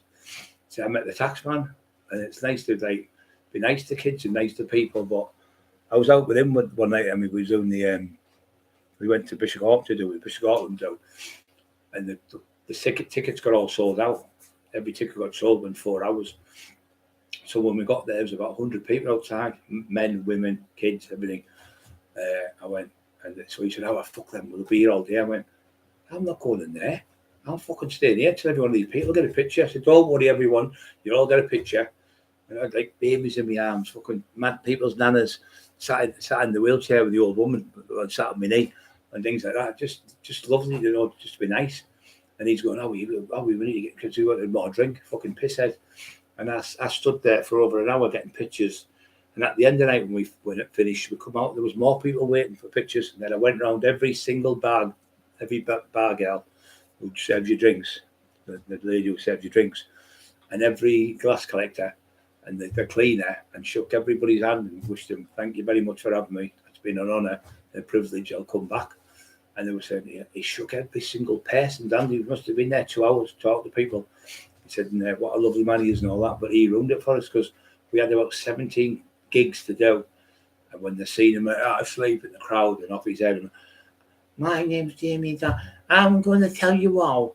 I'm going to tell every single one of you, why doesn't, why? For fuck's sake, my head was done in." So I like come up and said, "Do you want me to fucking knock him out from Hartlepool?" I went, "No, I'll leave him. He's just daft." Then another one of David's mates come up from Durham. I said, "I'll just drag him on the stairs." And the fucking doorman said, "Do you want me to fucking throw him on the stairs?" It was like a spiral stair. I went, "No, he's fucking did he?"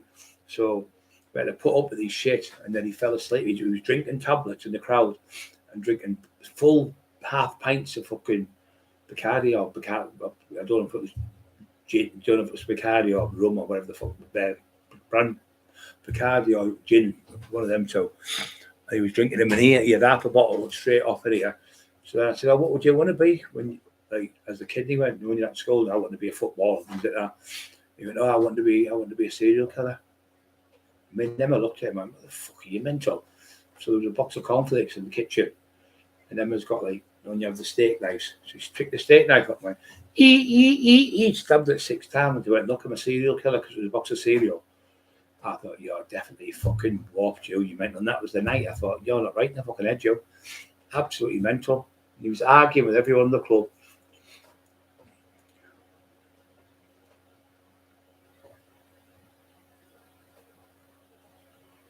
Yeah, you get idiots asking some daft questions on you talking about it and looks like. Oh, Emma could handle herself. She'd knocked Jamie Doyle unconscious. I've taught her to throw straight right hand, and the fucking left out. The fucking power's unreal.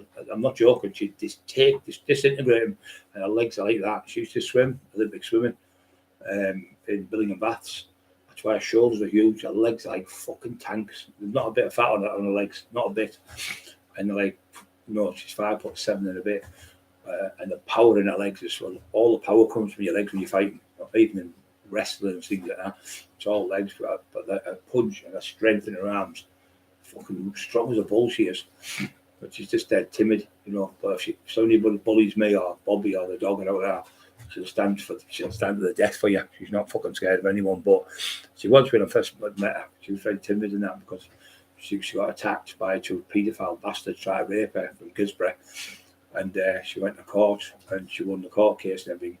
And then she stood in Old Trafford in front of that 3,000 people, did a speech, and she got an Urban Award for sticking up for women, saying, "If you live with anyone who's bullying you, if you put on Emma's story, and you'll hear her talking." She's on the beach at Redcar, and she won the award. And Alex Ferguson was in the crowd in front of fucking 3,000 people. She stood and told the story how her ex-partner used to beat her up, broke her jaw.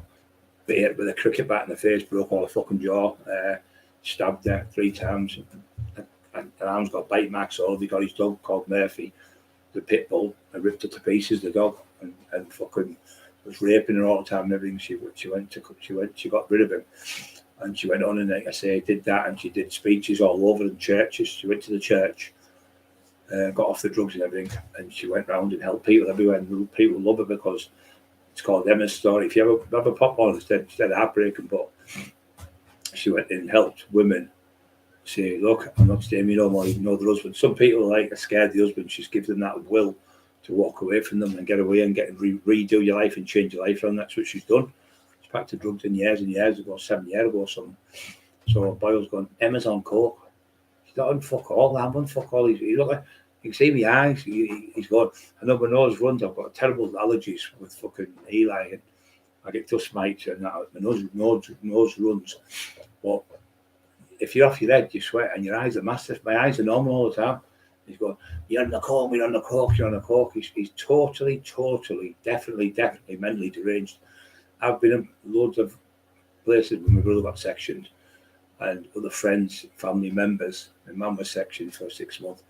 And I've been in, I've talked to psychiatrists and people, I've helped people, sit and talk to them, get off drugs, and you've got a gift you with people. You're really good. The nurses and the doctors in the hospitals say you're really good. You should go around helping people. That's one of the reasons why we started opening this page up, to help people get off drugs, because I've got off myself and Emma got off herself.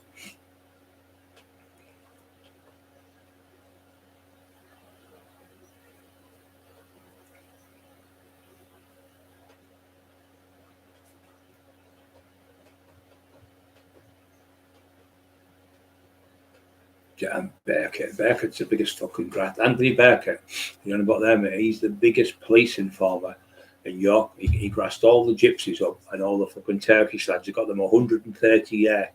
He lives in a bed sit like a higgy, and he was best friends with that for years. So all the wrong ones together.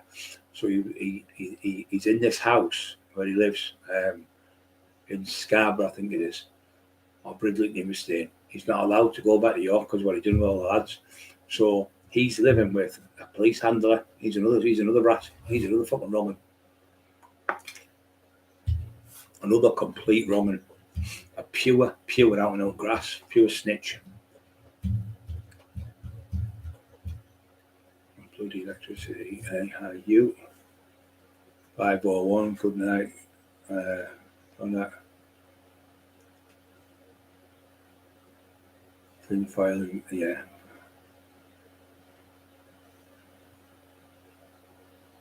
What second would I do win? Fucking wouldn't even want it. He wouldn't even face me, mate. Steve Mack went if I because he was saying things about Steve Mack's relation. His dad who's passed away. Said, I'm going to do this to you, I'm going to do that to him, I'm going to blow your head off. So if Steve would see him in the street, come here, I want you cunt. I never said no about your dad. So how did he know you were going to pull him about his dad? Because you had said about his dad. And you went up that road like fucking Usain Bolt. You're a coward. You can't fight. You've never had a fight.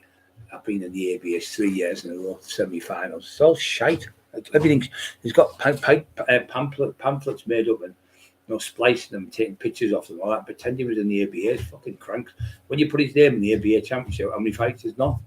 Because it's in there. Everyone who's fought or professional, you put your name in, it comes up how many fights you've had.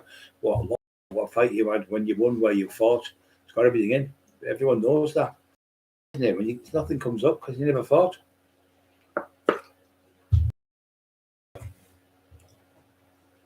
$200 on still. 112, 90 thumbs up. Let's get past the 100 guys with a thumbs up. Who did I do on Bulls Live? Who did I know? I don't understand that. How did I do on live? I don't understand. Bulls Live, I don't know. I didn't see that. I haven't seen it. I've only been on my own the last few days. I'm just concentrating on my own channel now. We're going to revamp everything. We're going to get rid of all the cranks out of it, and we're going to get rid of the snakes. We've had it from the Cockerill tell we've got rid of quite a few snakes in the last few days. Everyone's just supposed to be your friend and that, and then calling your names and then saying you've told them things like not to say something, and then they're like, oh, he said this about you. Oh, he said that about you, and then liking other people's stuff. It's supposed to be a friend. Now, if I fell out like with Papa tomorrow, which I'd never fall out with him, but even if I did, if he told me 20 things that would make him get in trouble, I wouldn't say none of the things. And he'd be the same with me. You just don't do it. Whatever's said between, when you have a bond, you say, look, I've got something to tell you, but keep between us. It means fucking keep between us. You know what I mean? Just don't say that, but he said this. Don't say that. He said this. Don't say Charlie's whispers. It's everywhere. Just the fucking divvies, mate. So we've had a lot of snakes in the last few days. We found out we weren't proper people, but we thought we were proper people. But they can't fight sleep. None of them. Not one of them could fight. They're not in the Papa League, the Papa Robinson style. They're nowhere near the Brian Cockerill style. They're all bullshit. Bullshit. Bulls. Bullies. All mouth and no fucking trousers. Shouting and mauling and never had a fight. Anyone can do that. Just talking shit. I'm going to do this to you and I'm going to do that to you and I'm going to do this to you. And I'm going to, well, why don't you do it? Why don't you do it? Why do you phone up and come on, we'll meet somewhere? That's what you have to do. Talking the talk and walking the walk. I've walked the walk and walked and walked and walked the walk for fucking years. I don't have nothing to prove, but I still, if I have to go and do it now, even if condition it, I'd still fucking me anyway. I wouldn't give a fuck. Windows ajar! Windows ajar! Windows ajar!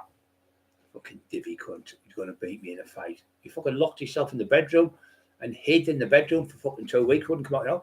You want me out with this now? I hang myself.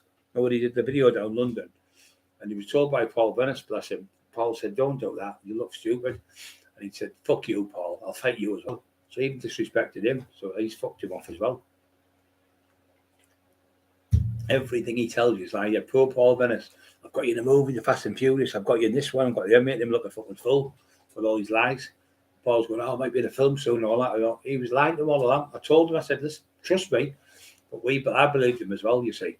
A lot of us believed him. And he's so convincing, like that paedophilia fucking stuff.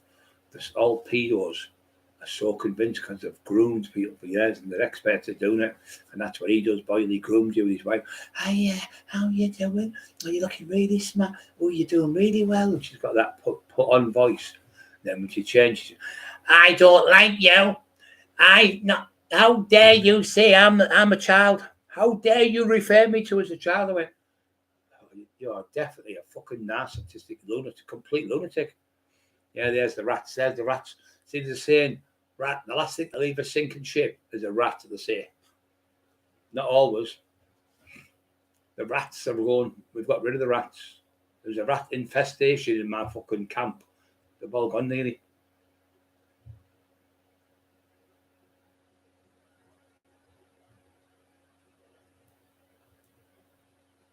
It's Vicky Birmingham.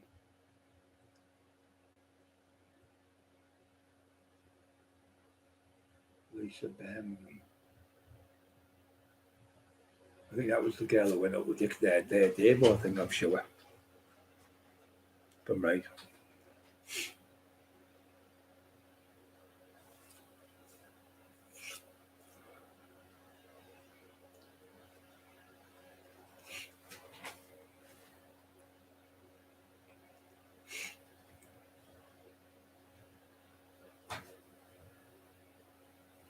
I think that's fucking that girl there you're about is Lisa went out with their Davo. She passed away a few years ago. She was a nice kid, she was.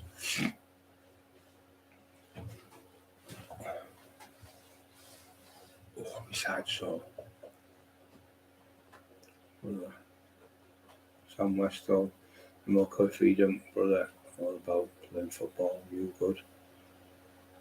Just about to go play football at this time of night. Fucking hell. I'm an audit, great, and Emma watching my channel. Emma's watching my channel. Tommy Robinson, freedom. Go to Tommy, he wanted a spanner. Livy 501, Tommy for Bad Blood podcast. We all did Bry. We all did Bry. I don't understand that. Paul Cresswell, Tommy. Yeah. Lee Nettie Wilson, another great lad. Yeah, we're okay, Lee Nettie Wilson. We're good, mate. We're good. Hope you're okay.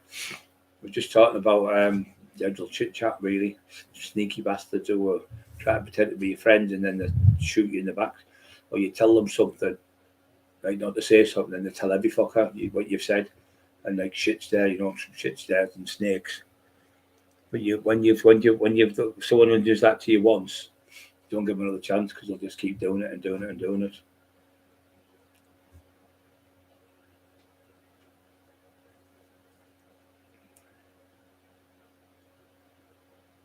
Freedom, freedom. You'll not take our lives, but you'll take our freedom. 222 on. Yeah. 97 thumbs up, nearly 100 already, which is unbelievable. The channel, I've noticed the last 3 or 4 thingies has totally changed for better. It's totally different. The people are staying on longer. There's more people coming on. There's more sense going on. And all that fucking screaming and shouting. Max, what age were you at your most strongest? I was probably, max power was probably 24 to about 34. I was doing a £2,000 leg press for 12 reps. Got about 40 people seeing me do it. I was squatting 8.5 plates, which is 365 kilos for 3 reps. I could then deadlift the same. Could only do 1 rep on the deadlift, but I could squat more. I did 380 key squat, but I couldn't get up with it. I got 3/4 of it up. I benched 6 20s each end and a 10 for 4 reps. But I benched 6 plates each end. I could do 6 reps, really good reps. And I could do 10 reps on the Smith machine, 6 plates each end. Because the Smith machine, you could cheat it up a little bit. I could do, I think, 5 plates incline. And I could do 140 key upright rowing. I could do sets of 10. I could do 140 key barbell curl, cheating it up. And I used to do 63 key dumbbell curls. I could do them. 75 key dumbbell press, shoulder press. But I never used to go all the way up. I used to get 3/4. You know, fucking your shoulders. 5 plates each end, bent over on, reverse row with a barbell on it, so big barbell. 210 pull down, we used to be able to do. Pull down to 210 key, set to 10. I was fucking super strong. My forearms were fucking 18 inches. I had 23-inch arm, 23 3/4, needed 24-inch neck, 23 3/4-inch calves, and 36.5-inch thighs. And I had about 46-inch waist and a 58-inch chest. I've got 58.25. I could never get any bigger. I wanted to try and get a 60-inch chest, but I couldn't get it. 99 on, thumbs up. But now I'm probably about 18 stone something. But I don't take steroids enough now, so I'm off everything. I'm just my natural weight. But I could easily go back up if I started eating more food. I only have 2 meals a day and maybe 2 small protein drinks and 2 bowls of porridge. So I'm not wanting to be.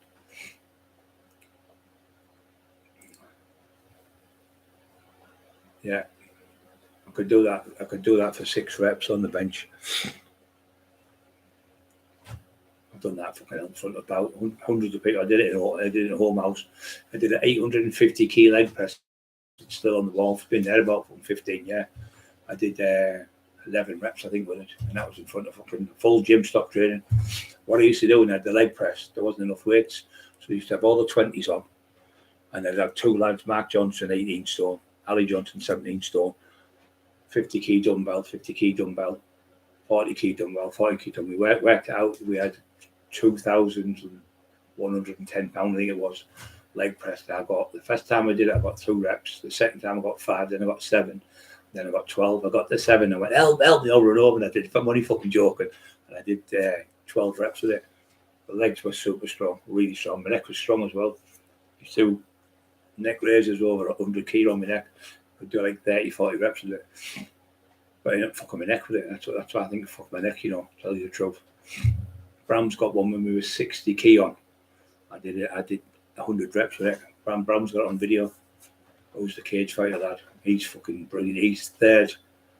Him and his son, his missus, every one of them are all black belt jiu-jitsu champions and wrestling champions. They're the only family ever. Every one of them have the belt, the best in their division. You know what they are. Legit pro wrestling. Love him a bit. I looked after him when he was younger. I taught him to lift the big weights. He was about 16 stone when I met him, and I got him up to 20 stone. Got him up. He was benching about 2.5 plates. I got him up to 4 plates, and I got him super strong. And he said the same. When I was that strong, I was just destroying people. Right, you're right. Because once you get older and you've got that much strength, you can't get somebody's arm at the back with the fucking curling 63, 65 dumbbells and fucking doing 10 reps with them. It's just, you'd have to, you probably wouldn't be able to pick it up off the floor. Pat knows what I'm on about. You wouldn't be able to pick it off the floor. It's that heavy.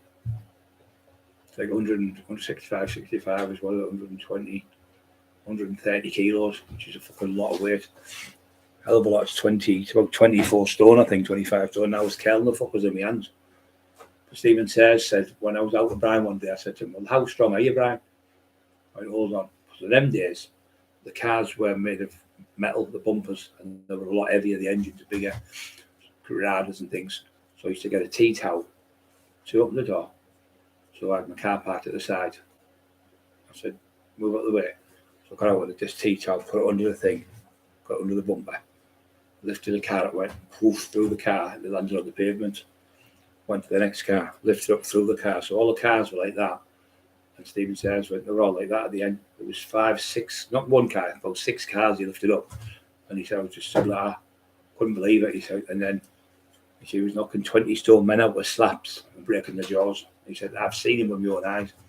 He used to come down, Stephen and Michael, all the time. Stevie Abaddon, Manny Bergo, pro boxers from up that way. And they used to say, his fucking back's like that. It's unreal. And that's why they were hitting me on the back with hammers and bars. I mean, it was the muscle tissue that saved me from getting broken bones. I never had one broken bone, not one broken bone after that attack. After 14 men attacked me, they said it's a miracle. I just can't believe you've got. It was muscle tissue damage, bruising. I was purple, and black and blue, but I never said a fucking thing. I deadlift 365 key deadlifts on because we had to have the collars on as well. But I did a 380 key squat 3 times, and I never got it all the way up. But I got it 3/4 way up. I had to get a touch. But it's with the bar, what happens when you've got that on the bar, bends right round your shoulders. If you see me doing, I've got 960 pound on for grip work and that boil work. Why would you? What's that for? Putting 1120s in? What's that? What's the point of just holding nearly £1,000? What's the point of just holding it? Well, what it was for, everyone. If you deadlift and your grip's bad, what you do is you put the plates each end on the rack, and so you start with 4 plates and you go maybe 10 seconds. Then when you get 10 seconds on it, you put 5 plates on. You just keep going up. Now I learned it off a lad called Steve Brooks. Steve Brooks, if you put him in, he was second in the Mr. Britain about 3 or 4 times. I know he also competed in the World Summit. So when I was taught him, I was telling him, this is how I started videoing myself. He said, what can you squat? I went, 8.5 plates. He went, I'd have to say that. He said, I've qualified at the World Summit. I said, how many doing? 6.5. So I videoed, and he went, fucking hell. He said, why don't you go in it? And that's when I decided to go in it. So I started videoing it to see how to do things right. And I'd go down to him, show him my deadlift. You need to put your back like this. And so I didn't know how to deadlift properly. So I said, my hand. He said, what's the matter you've got? Your back strong with your hands. So he said, get the bar and put the weight on. So I put 4 plates, 10 seconds. And 5 plates, and I went up to 11 plates each end and the bar. It's like 460 key, I think it was, something like that. I think it was 460 key, I think it is. And when I was on it, my hands, the bar was bending in my hands. I thought, I can't bend Olympic bars. So I took the bar off, put it on the rack. When I put it on the rack and took all the plates off, you can see the bar bent, completely buckled like that. It rolls on the rack. So there's like 960 pound on the bar, I think it is. You can't get any more plates on the 11 plates. That's the most you can get on a barbell. So the boy was going, what's the point of that? You couldn't even move. You couldn't even roll that, you daft little cunt. You've never trained, you smelly fat tramp. And you try to pick like holes in my fucking training routines. I'm stood with a tricep push down. So tricep push down, I'm cheating a bit, but I've got 100 key on and 2 plates. I think it's 120 key. I do about 8 reps, I think, with it. Like, are you cheating? You're moving like that. You couldn't even fucking budget a millimetre, you idiot. 120 keys, 240 pounds, and 26 is 240. You're talking to over 20 stone. So I'm pushing down 20 stone like that for reps, just with my triceps. And he's going, well, anyone could do that. Well, let's see you fucking do it, you fucking tramp. Scruffy tramp with your fucking smelly trousers and your smelly fucking beard. You don't even get a wash. You don't ever get a wash. You can see him on a video. It's called Put the Record Straight with Paul Suggett. And Paul says to him, you were off your tits in that Bishop Auckland snooker. Well, I seen you with Brian Cockerill. I seen the video, it's on the internet. Oh, what it was, these lies. It was cocodamol, 6 cocodamol. Now, if cocodamol do that, why are people paying fortunes for heroin and crack? They'd all be on the cocodamol, you fucking crank. Cocodamol. Next, he'd be saying it's aspirins. So he said, usually I take 2 because there was that much pain with my teeth and I had nerve damage, he said. I'm taking for my nerve damage. You've never had an injury in your life. You've never trained. So he said, instead of me taking 2, I took 6. And that's why they counteracted with the drugs. Counteracted with what your 3 bottles of fucking spirits. Well, about to, aren't they? Fucking idiot. 3 bottles of spirits. And then he said, oh, Bobby, you pinched my money. I said, he hasn't pinched your money. No, your money's in the fucking buy. I haven't even got the money yet. It was horrible. And then our church leader, Tony Grange, took us. And on the way back, Tony took him home. It's about 16 miles, 15 miles from here. And then by the time Tony comes back, you're talking the man, 30 odd mile plus the place we went, it was 30 miles. So that was like 60, probably 120 miles he done. And Boyle gave him a £5. A fucking £5, the greedy fat cunt. The taxi was going to be 60 quid for him. And he gave him a £5 for taking. Instead of saying, well, I'll go after you, there's 30 quid. It's rotten with greed. And that's how I knew you were a little tosser. Because I'm dead generous with people. I'm always, if I've got money and people have gone out the way to help me, say somebody does something and it's cost, say, 50 quid, I say, it maybe cost them 20 quid, but it would cost you 50 in a taxi. I'd say, well, there's 25 quid, I'll go after you. And they're over the moon. But you're just rotten with greed. You're not a nice person. You're a nasty person. And that's why your own mother, when your own mother sees him, she runs to the door and locks him out.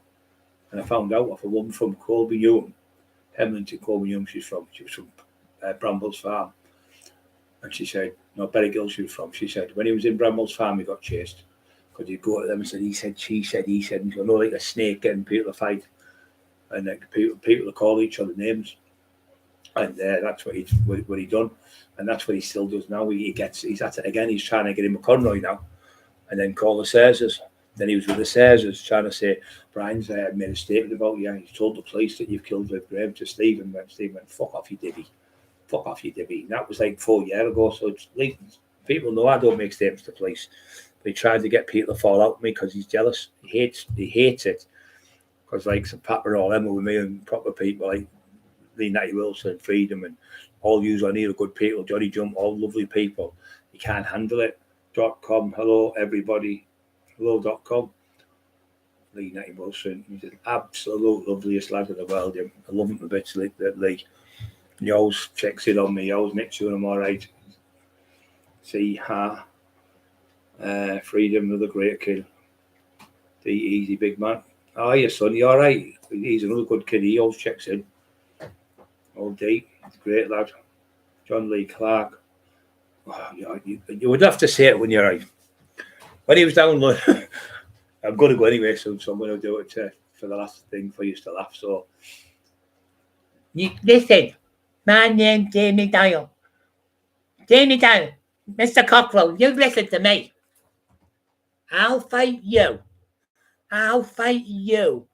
Window the door. Steel City Gym, 11 a.m. 20-ounce gyms. 20-ounce gyms on. You mean 20-ounce gloves? So, window the door. That means win, lose, or draw in English. I'll fight you. Window the door, Cockerill.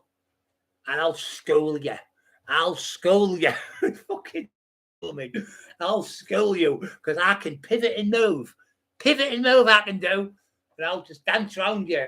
And I grab, woof, right through a fucking wall through you, silly cunts.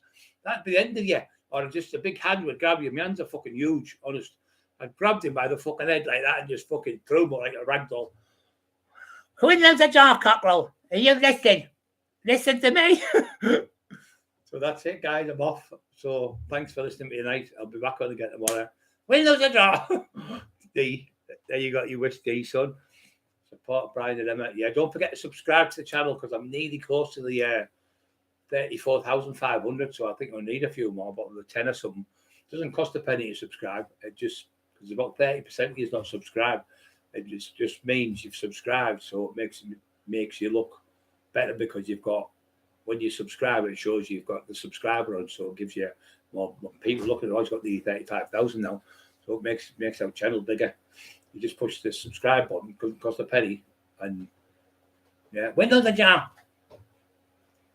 Jamie Royal, fucking class. Right, love yous all, and I'll see you tomorrow. And have a great day. Don't forget, don't get up tomorrow depressed. Get up tomorrow happy. Get up tomorrow thinking, gonna have a great day. Don't sit thinking, oh, he said, she said, fuck all that shit. Get up and be yourself and just think, I've got a great life. I've got a great life. The Lord Jesus, I've got another day out of bed. I'm awake. I'm alive. People are dropping dead all over the place. And do something nice. Get up and do something good. Smash the like buttons. I'm Magnolia just telling you. And love yous all. And thanks for we've got over 102 likes. Right, guys. God bless yous. Great crowd. Lovely people. Impeccable people. Love them. Yes. Well, first time I've done it twice. Oh,